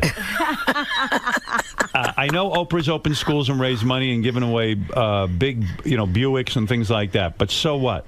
She can't keep her weight at a reasonable level because that's important to you, right? I mean, someone has to keep their weight at a reasonable level. One day she weighs 140. 2 days later, she's being fitted for a boat cover. How long did it take you to write this vicious book? Yes, I mean, did this just pour out of you, or did you have to labor over it? You're such an angry woman. I did. It's funny. Are you angry? Are you an angry woman? Oh, I think I'm furious. Yeah, you are. What do you think you're furious about, honestly? About the stupidity of everything. Do you think that's sort of go deeper? Does it go back to your mother and father? No, I'm being serious for a second. Yeah. Do you think your personal anger? Do you think you're so angry that it goes back to like your mom and dad not treating you properly? They were very good parents. Were they? Yeah, and I had what they call a very good childhood. They understood you? To a point. What happened? I get a feeling they didn't. My father was a doctor. He worked hard. My mother was a housewife. She did her best. Right. They cared about the girls, my sister and I. did they sit there and worry? Like I worried everything that Melissa did. Right. I doubt it. Is your sister still alive? My sister's still alive. Is she totally jealous of you and your career? Probably. But she a married woman? She married, 2 children, both did well. She's angry? a lawyer. Are you angry that she had the marriage that lasted, and that she's happier than you? She's not happier than I am. She isn't? Oh, she's miserable? I'm very happy. Is she happy in her marriage? She's happy. Well, he died. Oh, he died. So she is happy. Well, look at the age. Yeah, right. How many guys last that long? These men are dropping like flies. You're not kidding. So when you write a book like this, you sit down, and how long does it take you to write a book? I wrote it it's a humor book. It's just what I think about everybody. Right. And what I think about everything. Children on planes. Right. Terrible, right? Well, what do you where do? is Casey Anthony when you need her? Right. You know? How are they supposed to get around, Joe? I don't care. You know, when I had Melissa, we went on a plane. I would bring wrapped gifts. Like she had a Barbie doll, so I'd wrap up a pair of shoes. Every half hour, she got another little present that she had to open and play with. She was my responsibility to keep her quiet. So you kept her quiet by doing that on the plane. That's very fair to the other passengers. That's the only way you should do it. Right. You planned ahead. Or chloroform it. I mean, you got 2 choices. Yeah, because I went to the movies the other day. I went to see Avengers, which is a scary movie to bring a 5-year-old to. And these 5-year-olds, I mean, you can't do that. You can't bring a 5-year-old to a movie like that. And God forbid you turn around and say, please keep your child quiet or get out. Oh, I told the woman to get the fuck out. Good. Yeah, I really did. You should. Yeah, I'm glad she didn't punch me in the face, but I mean, I was really pissed. The kid's going, Mommy, I'm scared. I'm scared. And I go, get her the fuck out of here. Take him out. Right. I'm angry, too. I took Cooper out of Mary Poppins. He got scared of that ugly Mary Poppins, so he left. Your grandson got scared at Mary Poppins? Well, he was young. I'm worried about this kid. Well, listen, an ugly woman with an umbrella. Do you get jealous of female comics, particularly female comics who, like you kind of see, like Lisa Lampanelli right now is very hot, right? Well, to a point. How many black I fucked him jokes can you do? So you're not thrilled She'll with cool her. off. No, she's a one-note comic. She's fine, but she's not. Here we go. She's fine. Why are you being diplomatic? Because she's going to come after me, and she's probably a very nice girl. No, but I'm I saying, don't think like she's some one people note. say Lisa Lampanelli is the new Joan Rivers. You know, No, they're always no looking for way. the new Joan Rivers. But you feel she has not earned that title. Oh, no. She's very good on a certain level. Right. And Joan Rivers, we don't need a new one. We got one. And I think this sounds terrible. It's I think I'm unique. I think I'm very lucky. Well, you are unique. And I think I'm the best stand-up alive today. How about that? But you're not gracious, let's say, No, to I'm not like gracious. Lisa. Right. You're like I don't need to be gracious to Lisa. Like you don't feel like, hey, look what I've created. I've created a job for a lot of women. Are you gracious? I'm not gracious. I'm fighting for where I love what I do. I do it great, and I get out of my way. So if you see Lisa Lampanelli, do you go up to her and say, "Oh, you're doing fine," but you don't embrace her? I'm doing. She started with me one time. She did? About something. I thought, first of all, I didn't even know who she was. Right. So then they said, well, Lisa Lampanelli said, they didn't use her on the comedy special. Right. My comedy thing. So she started doing a lot. I can say, who is she? Right. You know. And then I saw her stuff. And every time you see her, it's still, I fucked a black guy, I got a black guy, I need a fucking black guy. Okay, let's get a second story in here. You've fucked many black guys. Oh, my God. And you don't dwell Well, on it. Melissa's furious. About it. She never even talked about it. I've talked to a point. By the but way- Melissa gets upset because she's jealous. In your new book, you talk about black people, and you say I talk about everybody. Yeah, and you say that you feel black people already have to figure out what to call themselves. Yes. You say in the book that, when you were a young girl, everyone said colored, and then all of a sudden they wanted to be Negro. Then you say they wanted to be black. Now they want to be African American. You said, white people aren't that bright. We can't follow along. Pick a name and fucking stick with it. Pick a name and I'll do it. You say this in the new book. Yes, the book is hilarious. So there's wisdom in this book. Thank you, Howard. Is There's it? wisdom. And talk about when you used to fuck black guys. Melissa's real father is Malcolm X, you reveal in the Well, no, actually, it's Denzel Washington. Denzel Washington. I went for Melissa's father. looks. That's right. A lot of people don't know that. 79 years old. Yeah, but I And you're just still got my fighting, checkup. and you're still fighting with these young comics. You're goddamn right. Maybe that's what keeps you alive. And when they come over to me and they say, you opened the door, and you want to say, sweetheart, I am still opening those doors. Doors you won't even see for 10 years. And you say your health is good. Have you been to the doctor? Yeah, all the time. And you probably go like constantly, right? Yeah. Because you want to make sure you're going to stay alive. Yeah. You're checking everything. Well, Melissa always says things like, if you get pains in your left arm and short of breath, that's good. It means you're losing weight. Don't check that one. Don't check that, Mother. Can you even count back how many years it's been since you lost your virginity, or you've lost count? Well, it's all grown back. You're kidding. You haven't gotten laid in so long that your virginity I wouldn't grew know. This hotel has been closed so long. Your hymen grew back. Oh, it's so sad. I hope you write about that. I can marry a Hasidic because I'm pure You're again. pure. You could But act. does Joan Rivers masturbate at 79? That's a good question. That's a wonderful question. And we won't go there. Ask Jane Fonda with her new body. Boy, she looks good, right? She does, yeah. She looks You great. got to admire her. In fact, someone said to me the other day, young guy, he goes, this sounds weird, I guess, but I guess Jane Fonda was up here promoting, or he saw her on TV, and he said, I'd fuck her. Yeah. Don't you love... Oh, all right. This is one of my big pet peeves. Beautiful older women and a real schlumpy guy with stuff coming out of his nose. I might fuck her. And you want to go, she wouldn't touch you with a 10-foot pole. Yeah, this guy, I think he was missing half his limbs, and he was ready to go fuck. That's a turn on to me, though. Hey, listen, compared to who you're dating, it's a pleasure. Are you dating? I'm not dating now. Why won't you say it? I want to know, does a 79-year-old woman still need to masturbate? Honestly, but Yeah, a straight of course. answer. You do? Everybody. Wow. I thought that maybe the desire leaves. The desire never, and the look for romance never leaves. Wow. But Is it romantic masturbating? Oh yeah, well, I always put a picture up. You still pray for I'm moving romance. to women now, though. You still pray for romance. Yeah, I would still love a romance. You never made it with a woman, did you? No, No, never. That was truly never even had like a girl crush. What would you have I would be left covered to in do? bandages. Yeah. And by the way, let me say, how about how Letterman all of a sudden has embraced you? Isn't we really like each other. It's about fucking time. Yeah, well, at least he does it. Leno, that asshole. Scumbag. Scumbag. Let's call it the way it is. That not funny, lucky. That motherfucker. Come on, let's go, baby. You think you're angry. Come on right now. What is Leno doing? He doesn't acknowledge. Never acknowledged, never asked on the show. I can't acknowledge Joan Rivers. She hasn't done anything. Yeah, a moron. All the others, Jimmy Kimmel's been wonderful, Jimmy Fallon's been amazing, Letterman. I think you're Absolutely terrific on Letterman. I love working with him. I've watched every appearance you did on Letterman, and I used to say to you for years when I always had you on the show, I say, I don't understand why David Letterman doesn't have you on, and Leno and all these guys. Yeah. You're a terrific guest. Yeah. You come out there, you're prepared, and you work it. Like a woman who wants to succeed. Yeah, I still do it like it's my first shot. That's it. Do you think Leno doesn't have you on because it's still tied in with him trying to identify with Johnny Carson, that dumb fuck? Yeah. Both of them. Yeah. Right. But at this point, he'll never have me on because I always say, quote, one funny joke Leno ever said, and nobody can come up with it. Wait a second, though. As weird as this will sound, I will defend Jay as a young stand-up comic. He was great, right? Am I right or wrong? As a young Yes. stand-up comic, he was very funny. Very funny. Very funny. I would say one of the top guys. Well, let's not push that either. Really? But he was good. He was very good. He was very good. Gary Shanley. There was a whole group that was coming up at the same time. Does Gary Shandling still?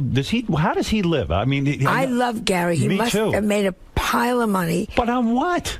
I asked him. I was at a party with him. I go, "How are you alive?" I go, "How do you eat?" I mean, what you were on HBO? They're infamously cheap. And he was on the. Oh, and also ask me how Bill Maher can buy a $20 million. Where did Bill Maher? I began to throw up my breakfast yesterday. Do you ever 6 bagels came out of my mouth. Now, Bill Maher's a good comic. I love feel. Bill. He's very smart. Where did you get the money to buy a baseball team? Well, we were asking this question on the air yesterday. We were doing the finances. We said, like, how much money could Bill? In other words, to shell out $20 million to own part of the Mets, you would have to be worth at least $60-70 million at least. Because you can't give up every $20 million you got. And maybe he's getting kickbacks from Huffington Post. we had a theory that he didn't put up $20 million. That maybe he put up $1 million, and that other people are involved in his $20 million. Right. Do you think that's the case? Yeah. Then why don't they ever come to me with that? You know what I'm saying? I don't know. But my fashion how are police. you not? What are you worth? Seriously, Nothing. I'm not making that a is such horseshit. I swear to you, on my grandson. How are you worth on my nothing? because I was always salaried. Fashion police. I'm doing it now. It's a career move. I know. Joan and Melissa, it's a career move. Everything is a goddamn career move. It's time I got a little cash here. I don't own anything. Joan and Melissa going into the third season. Third season. You don't own a piece of that show? No. And you're telling me that here's a show that's successful. 3 seasons now on E! Yeah. And they're not going to pay. They're like, no, Joan, this is just a vanity project. Yeah. But look what it will do for your I'm not starving. I live very high. I know. As you know. But I don't have this kind of money. My accountant calls me up all the time. You got to sell either the country house or the city house. Really? You don't have that kind of bread? No. It's remarkable. To me. Because the clothing line, the what is that? Yeah, and the jewelry and the clothing line. I've done very well. They've kept me through the lean periods. Right. The jewelry and the clothing support me so I can do fashion police and I feel like all of the money went into your face. a lot of it went in my face, a little in the breast. You're seeing it. You're looking at it. I'm looking at it. Is it true? Egger's funeral cost me a fortune. Tell me the truth, Joan, and clear this up for me. I know on your show, on your television show on E!, you smoked marijuana. That was on We. That was on We, right? You're on We and E. I'm on We and E and QVC. How about a real network finally? Yeah, I'd like to be on NBC, but exactly. Well, they're busy with me. Exactly, which is great. Right. Go ahead. Yeah. And Chelsea Handler's on NBC too. You know, she got. Hey, so this is interesting. I see you biting your tongue. Hold it. Last time you were here, you let Chelsea Handler have it. You gave it to her good, and you said, "How dare you?" I don't care. I don't think she's particularly funny. We all know how she got what she got. She's doing okay. Good. You're referring to the fact that she was dating Ted Harbor. Dating? Well, she was living with Ted Harbor. Yeah, whatever. Right. Good. I don't care. But don't you come after me, you whore. Who hates you? Joan Rivers was critical of you at one point, wasn't she? Well, Joan Rivers. I mean, what the fuck do I care about Joan Rivers? You don't care. It doesn't bother you. It does bother you. I saw Joan Rivers the other day at E! And she said, "Hi, her and that daughter. What? Melissa. Yeah. And you don't like Melissa? No, I mean I don't not like her. I mean, Right. but I don't think about either one of them ever. I have heard through the grapevine that the E! Network came to you and told you to shut your mouth about Chelsea Handler. Is They that true? told both of us. And I think it was very smart. Why? Because, actually, the smarter thing was if we had a big feud. I think that would have been really smart. Right. It's like back to banning my book. I think that's great. But they said, please stop it. You went along with that? Oh, they're not. So they're lovely at E! So what? So I said, absolutely. But what is that? I mean, I had Chelsea on the show. I asked her about you. That's how this whole thing got started. Yeah. And you came out, guns a-blazing, And now said, I who say, are you? And we went to the upfronts, which is where you go and you meet everybody that's connected with the network. And she said something very nice about me at the podium. Did she come up to you and say this? No, we don't talk when we see each other. You're kidding still? Even at the upfronts, you didn't talk to each other? Well, upfronts 200 people. You can avoid a lot of people. So there you were. I can't talk to her. I can't talk to Lisa Lepid. I mean, you're How do you go to a party these days? I don't. She stays home. She goes to England to go to parties. I'm surprised she's not there today. No, some people the Queen of England's having a jubilee. Yeah, I know. I should be there. She called me last night. Didn't you? Where were you? Didn't you do a stand up in front of the Queen and said the word fuck? Fuck, yeah. And you told her you can behead me now? Yeah, right now. Right here, I said, behead me. okay, let's just get it over. Was Behead she me. offended by that? He laughed. He left. He Prince left. Charles. No, Philip. Prince Philip. And when they came down the line, the receiving line afterwards, he said to me, very funny, very funny, very funny. Yeah. Very funny for a Jew. Very funny for a Jewess. So you well, get back to this for a second. The Chelsea Handler thing. I got to understand how this works. I'm not going to make a feud here with her. I'm not saying a feud, but I want the real Joan Rivers on this. Oh, yeah, sure. I want to know behind the scenes what goes on in your life. You came on here. You said, who is she? How dare she not look at me in the halls? Right. How dare she act like she doesn't know who I am? Because everyone knows who Joan Rivers is. And that she's superior than Tyler's. Yeah. Right. You really let her have it. I know my audience was very excited by this. They were like, wow, Joan, right on, blah, blah, blah, blah, blah. They like the feud. Right. But you come in here today, you bite your tongue. Because I like the people at E! And What it's did they calmed say? down. They said, just let it alone. Let it alone. Well, why? E! wants it to look like we're a happy family. But you're not. Well, we are. I don't need another feud. So you go How many times did I cross the street on one block? It's amazing you're still alive. I'm surprised a hit wasn't put out on you You know what I'm years saying? ago. There's so-and-so I got to cross over. There's so-and-so I got to cross So back. you go to the upfronts. You're standing there. and Chelsea Handler's in the room. It's uncomfortable. Doesn't she walk over to the icon Joan Rivers and say, look, I'm sorry that this happened? No, she did not. No. Again, she dissed you. But she went on stage and she said something very nice about Joan. What did she say? I was backstage, but my friend said she said something like, and my friend Joan is here or something. My friend Joan, who I don't even look at when... But she said that, and I thought that was very nice and very gracious. So if people say something publicly, but then behind the scenes won't even look at you... Well, that's me all the time. But no, that's not true. That's not true. Last night, Meryl Streep gave me her garbage to throw away. It was at a party. No, be honest. She said, "Could you let this?" I would have thought Joan Rivers would have said to E, "Listen, go fuck yourself. I'll say what I want about everyone," and then she should apologize to me. And she should have. But you want to know? Then you have to say, "I am the grand icon," and I'm not. I am still in that trench fighting. Did Betty White and you smoke weed together? Is that a true story? No. You were I did the Betty White show. You did? Yeah. And you even say in your new book, you even well, really, never again. Why? They were lovely. Betty was lovely. All the cast was lovely. First day, I also did Drop Dead Diva, which is first day I get there, and I'm playing her auntie, her twin sister that comes back. So I say to them, "Where do I come from? Should I have luggage?" They said, "Just read the lines." Now we read the lines, and I start to the way I work. Let me ad-lib, let me see. They call my manager the first day. They said, "Tell her to do the script as is." Whoa. Okay. Whoa, okay. Then why did you hire Joan Rivers? Well, maybe they want you to just stick to the script. Well, mistake. Wait. Brilliant. I want you to explain this. It wasn't that brilliant. But explain it to me. And the cast was lovely. Cast was terrific. All right, but explain it to me. They wrote a script. They send it to you, right? And you agree to do it because you always figure when I did Suddenly Susan, you go in. I worked with Kathy. You ad-libbed and you came out with something terrific. But you know, on a lot of these shows, I did Nip Tuck. What can you do to do it? You've got a writer who's funny. Let her give you an input. And I always say, if you like, let me try it. You don't like it, we'll throw it away. I never say. But some writers and some shows obviously are very scared or afraid to let go of their words. They want them exact. Fine. And, so... Fine. And they had them exact. My big joke was, gee, is the minister here? You were disappointed because you felt you didn't come off funny. I came off like a piece of shit. Yeah. And then they called me and they said they want to put it up for a... Emmy. And I said no. It's not Emmy. It's not my best work. And now, you've won Emmys. 2 weeks later, I go down to do Drop Dead Diva. Right. And they said, let's work together. It's going to be so adorable. What is Drop Dead Diva? It's on ABC. USA. It's a scripted show? Scripted show. But again, you come in on Monday, you're shooting on Friday. They said, why don't you add some Joan Rivers to this? And let's see. And if we don't, and I always say, if you don't like it, don't use it. So you got insulted. And on the Betty White show, not inside. I just thought, you morons. I've been on Broadway. But won't there be they chaos? Didn't go for the best. But won't there be chaos if everybody comes in with their own lines and their own ideas? Don't hire a comedian who is a writer and give them on Monday a script that isn't particularly funny. And the jokes did not get laughs that they gave me. They probably thought it was funny, though. You understand? Yeah, of course. I'm a writer. I've written script.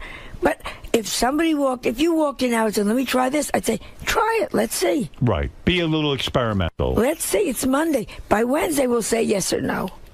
So it was a bad experience. It was a terrible experience. And not the cast. The cast was adorable. Because I really loved the cast. Yeah, well, what do they care? Yeah, I didn't say goodbye to anybody when I walked out. You didn't. You were that pissed. That pissed. But you were professional. Right. You did the show. And I was so upset I couldn't memorize the lines. And haven't you even said you don't particularly... You're angry with Betty White because you were in line to get all these old age parts. Yeah, and then that bitch came back. And she's getting every single part. Well, she's beating you out on every single audition. She got the I'm full and I can't get up commercial. That's You right. know how many times I've laid on my bathroom floor? And meanwhile, by the way, do you own that device? The I can't get up? Melissa gave it to me, but she won't give me the batteries. Because I would think that would be good, just in case you fall Just down. in case I fall. But there's nobody around if you fall, right? Well, I have a Swiffer. Is that what they call those terrible machines? Or a Rolly? What do they call those things? It's I don't know what they call it, but I know what you mean. little mop thing? The thing you'd sit on. They always have the old lady smiling. Oh, Right. the scooter. The scooter wooter. And there's Grandma smiling because she's like, and the face of the family is always like, oh, fuck, the old bitch is moving again. People say to me, "Did Joan really smoke pot on her Yes. show?" You really, because sometimes on these reality shows can be staged a little bit. No, ours is. You went and took the joint. It was so much fun. Did you smoke with Melissa? Oh, she gets very angry. She smokes a little. She smokes, but she won't smoke with you. No, she's wrong. What do you mean she's wrong? I think we have a great time. If you smoke together? Yeah. She doesn't want to smoke with you because you're her mother. I know. She doesn't want every barrier broken. Yeah. So who did you smoke marijuana with? I smoked with my friend Lynn Coplitz on the show. Is she your age? Nobody's my age. But is she? No, she's Lynn is probably in her late 40s.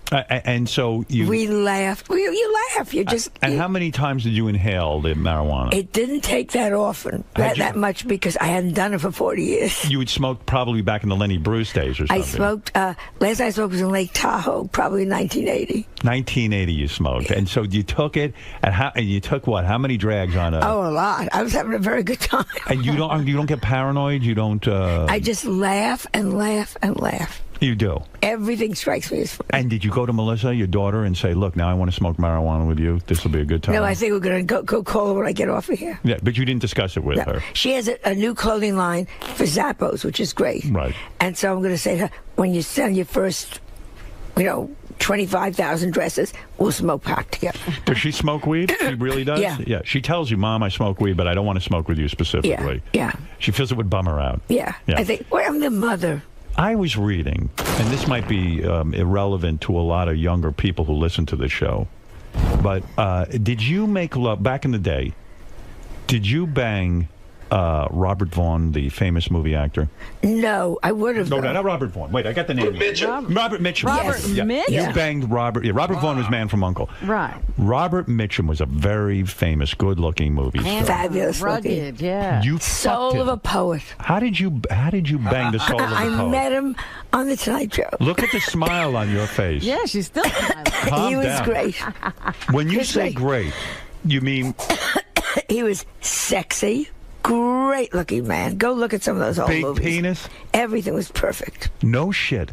What happened? And he was a poet. He was amazing. He just wasn't good looking. He was amazing. He was amazing. Did you smoke pot with him? He was a big pot smoker. Yeah, we you smoked did. a little pot. How? Look at the Now, smile what on was your face. great? Look at you. And you don't even light. You don't light up like this when I bring up Edgar. Well, Edgar, I was married to. Right. Robert Mitchum was a one-night stand. Was it one night? Yeah, it was great. Were you disappointed it was one night? Oh, I would have, if he had said toot toot, let's go. Right. I would have said, Melissa who? Right. I would have sold it to Octomom. So wait a minute. I'm trying to. You were married and you had a one. Oh, let's not go there. Oh wow! You had a child. Yeah, I was married. You were married. Robert Mitchum wants Comes to on bang. the Tonight Show. Go ahead. And he's the guest, and he's Right. very charming, and we had a drink after, and it was fabulous. You cheated on your husband. Yeah. Wow. Did you go home and tell him? Yeah. Oh, yeah. Hello, Edgar. Let me tell you. Did Edgar ever find out? And the next time Edgar and I made love, I said, Robert Mitchum.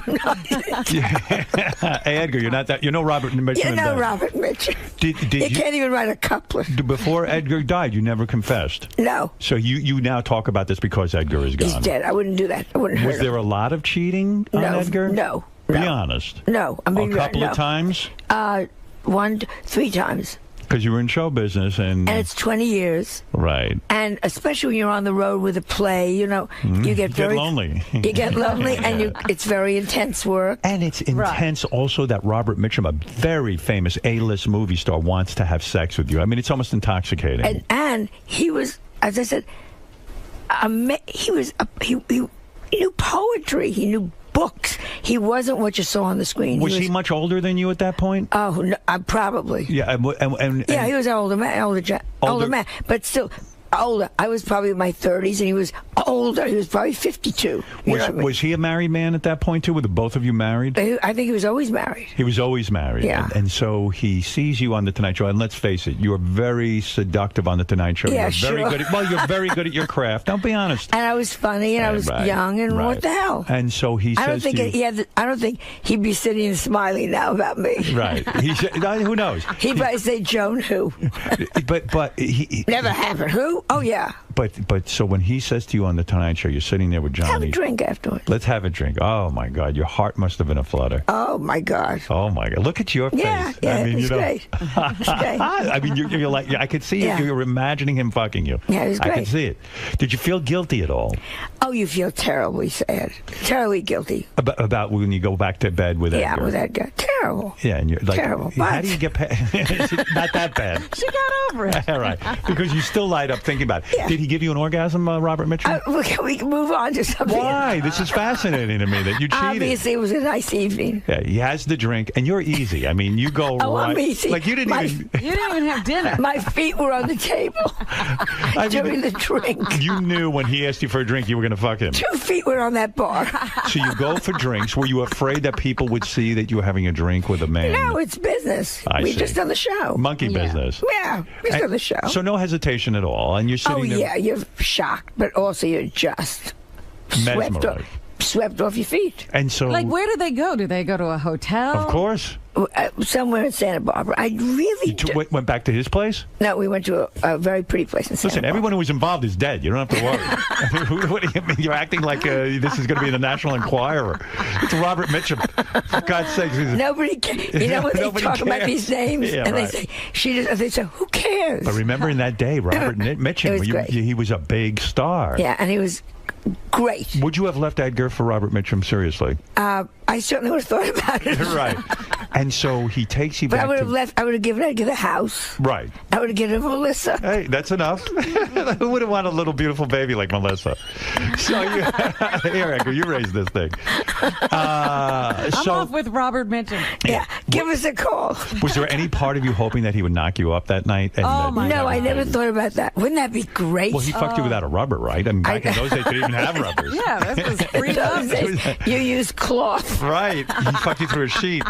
No, seriously. He entered you without any... We're gonna. Can we please? Why? That's enough. Oh, no, it isn't. It's not enough. Did Melissa know? Have you talked No, to her? she doesn't ask you. And did you call Edgar that night and go, hi, honey? Could be a little What's late. the excuse? I would be a little bit late. Or, I mean, you weren't out the whole night, were No, you? you walk the dog. Did you do that? You're going to need to walk the dog tonight. It's like reality. Did you spend the whole night with Robert Mitchum? No. You left. He fucked you and he threw you out. Well, you remember you really taped from 5 to 7. Right. So you had from 7 like to 11:30. Not Yeah. tragic. Yeah, right. And so he didn't. I meant nothing to him. I can assure you. Yeah, right. But And then you did the walk of shame, right? oh, the walk of shame. You're all dressed up for the Tonight Show. Your Hair hair's all all messed up. Lipstick's a little. Lipstick all messy from semen stains on your chin. I mean, did you blow him? I'm not going there. Tell me the truth. I can't remember. You remember every detail of that. Tell me when you masturbate, you don't think about Robert Mitchum entering you. You're like, oh, Bob. Well, now you think how old they are. I mean, but seriously, when you mentioned that you masturbate, do you ever say, "Oh wow"? You think about Robert Mitchum nude? No. But I do see the movies. It's so funny. Do you go back and watch the movies? Yes. Yes. And do you get wet? No, but I just think, oh my God. Wow. There he is. Yeah. Yeah. Good for you. Yeah. Look so at great. you. Well, at this age, you got us memories. Did you ever try to make it happen again with him? Did you ever? No, you never no. Where are you? Mr. Mitchum. I would say every night, we should have him back on the show. Too bad we can't. Hey, come on, guys. How about instead of Cher, let's get Robert Mitchum. Was he your only famous guy that you had? The only famous. No, there's another one. There was an actor, but Who was nobody the other knew. one? New York actor. What was his name? Gabe Dell. Gabe Dell. You're Yeah. going to put him in the same league? No, you asked. Did you call him Bob or Robert Mitchum? Or you didn't just Mr. Mitchum? Mitchum, sir. It sounds like it sounds like you only knew him for a few short minutes. So it's like you probably didn't call him anything, right? But But have you ever touched yourself thinking about Robert Mitchum? I'm not going to go Why? there. Why not? Why not go there? No, but because What do you he's mean, old no? now, and you just it's so he's dead. He's dead. old now. That's old. He's dead. What? Who cares if you jerk off to Robert Mitchum? I You mean, don't want to jerk off to dead people. I mean, my God. Oh, you wouldn't jerk off because he's dead. Well, But did you sometimes, when you were in bed with Edgar, go, "Oh, if this was Robert oh Mitchum"? well, one does have fantasy. Yeah. But none of your cheating was an ongoing affair. It was always a one-night stand, or Gabe Dell was a big affair. Gabe Dell. And I left Edgar over that. You did? Really? Oh my God! Yeah, So how did you end up back with 3 Edgar? weeks, and then I just thought, this is crazy. Right. Wow. Yeah, Gabe Look was. at you, you wild woman. Yeah. Man, you out there fucking like a rabbit. Oh, you have no idea. I mean, Gabe I barely Dell? had a chance to write jokes. I mean, Gabe Dell said to you, "Listen, I want to be with you." No, I think it scared Gabe. It did. But yeah, we started together on a Broadway show, and you have this big, intense, you're on the road, and you're bringing it in, you're working late at night and all that stuff, and you're kissing on stage, bing, bing, bing, bing, bing. And then the show closed, and they continued a little bit. Yeah. And then it got too... It was too... And he liked me. He used to sit in front of my house. I was with Edgar and smoke cigarettes. Oh, wow. Like a stalker. Yeah. Wow. That was scary. He wanted you. He And Edgar wanted never me. never caught on to any of this? The I think guy Edgar sitting in knew. the- I think Edgar Really? knew somewhere was Gabe. Let's dig up Gabe and let's dig up Robert Mitchum, and we'll have a whole show. Let's see what they were buried with and get the jewelry. So you think Edgar knew that you were cheating I with think Gabe he knew Dell? that. I think he knew. Wow. Oh, Well, that's the way it goes. did he ever confront you? No. No, Edgar's English. You whore. Hey, you whore. Melissa, tell the whore to come downstairs. Your mother the whore. Go get the whore. Wasn't it true you had a night of passion with Larry Fine of the Three Stooges? No. Oh, yes. And that, you see how I glow? Talk about Larry Fine and him entering you. How with a How banana. He didn't use a rubber. Use a He had a banana big red peel. nose on. No, but How could you? Don't you laugh when you realize these guys had sex lives? no, I understand. Like but, the Three Stooges. Yeah, it's crazy. They You know, actually had sex with people. if you yes. know anything about the Three Stooges, the amazing thing is that Curly, the shaved head one, Right. he was the ladies' man. That Mo was married, Larry was married. Curly would fuck like a rabbit, and he was so tortured because in the Three Stooges they wanted him to have a shaved head and they wanted to keep him fat, and he was a phenomenal ballroom dancer who loved women and fucked like crazy, and he was the ladies' man. And who would believe that? If you read the history of the Three Stooges, which I have because I love them, and I would have thought you would have been one of the conquests of Oh, Curly. what about the Marx Brothers? Do you still remember? Was Robert Mitchum the best-looking guy you ever banged in your entire life? Just the most masculine. It was the whole Masculine, package. right. He was the package. Yeah. Right. Everything. And when he was a cigarette smoker, and so were you back in the day, right? No, but I let him smoke. You did. He smoked after he banged you. Yeah, he used to put the ashes in my belly button. Oh, Bob, you silly boy. Go ahead. Use me as your ashtray, Bob. Use me as your ashtray. I don't care. He could have wrecked your life. Yeah, Do you remember? What a scandal. Do you But you know how remember- great to have a couple of good memories like that. Oh, absolutely. Do you remember like the size and shape of his penis? No. You don't? Like, is it not that detailed? Those were different kind of days. You didn't kind of like look that much. But when a guy is that hot and when he enters you, do you come immediately? Do you just? Can we just Do change you have an this up? orgasm immediately? Can we go back to my book, please? Was that the first time you had an orgasm? No. Oh, Edgar never gave you an orgasm, admit it. Well, you're out of your mind. Yeah, I'm out of my mind. Don't you know? What am I doing on a family television show? Was he much bigger? Let me ask you. Was Robert Mitchum bigger than Edgar?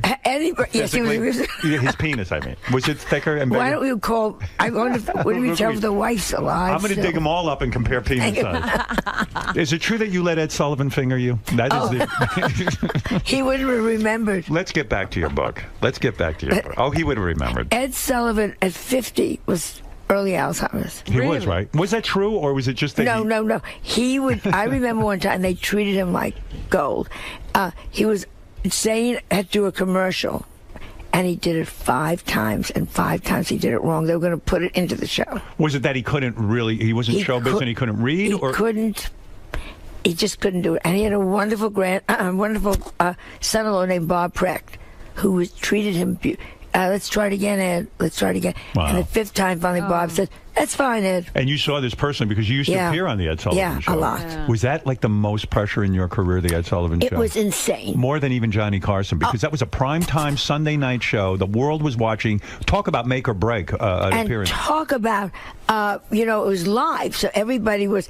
You did dress rehearsal, which was dead people and Girl Scouts. Right. So nobody laughed. Right. So they said, well, Joan Rivers is going to do 7.5 minutes tonight. Now you get the nighttime audience, and it goes to 11 minutes. Wow. Well, if you've gone longer, that means Edie Gourmet can't sing He Came Into My Life. Right. You just sing I Came Into. Yeah, you got to be dead. And Ed could hold a grudge. If you didn't do a good job or you screwed someone else over, if you went to 11 minutes, he would have fucked you good. When they...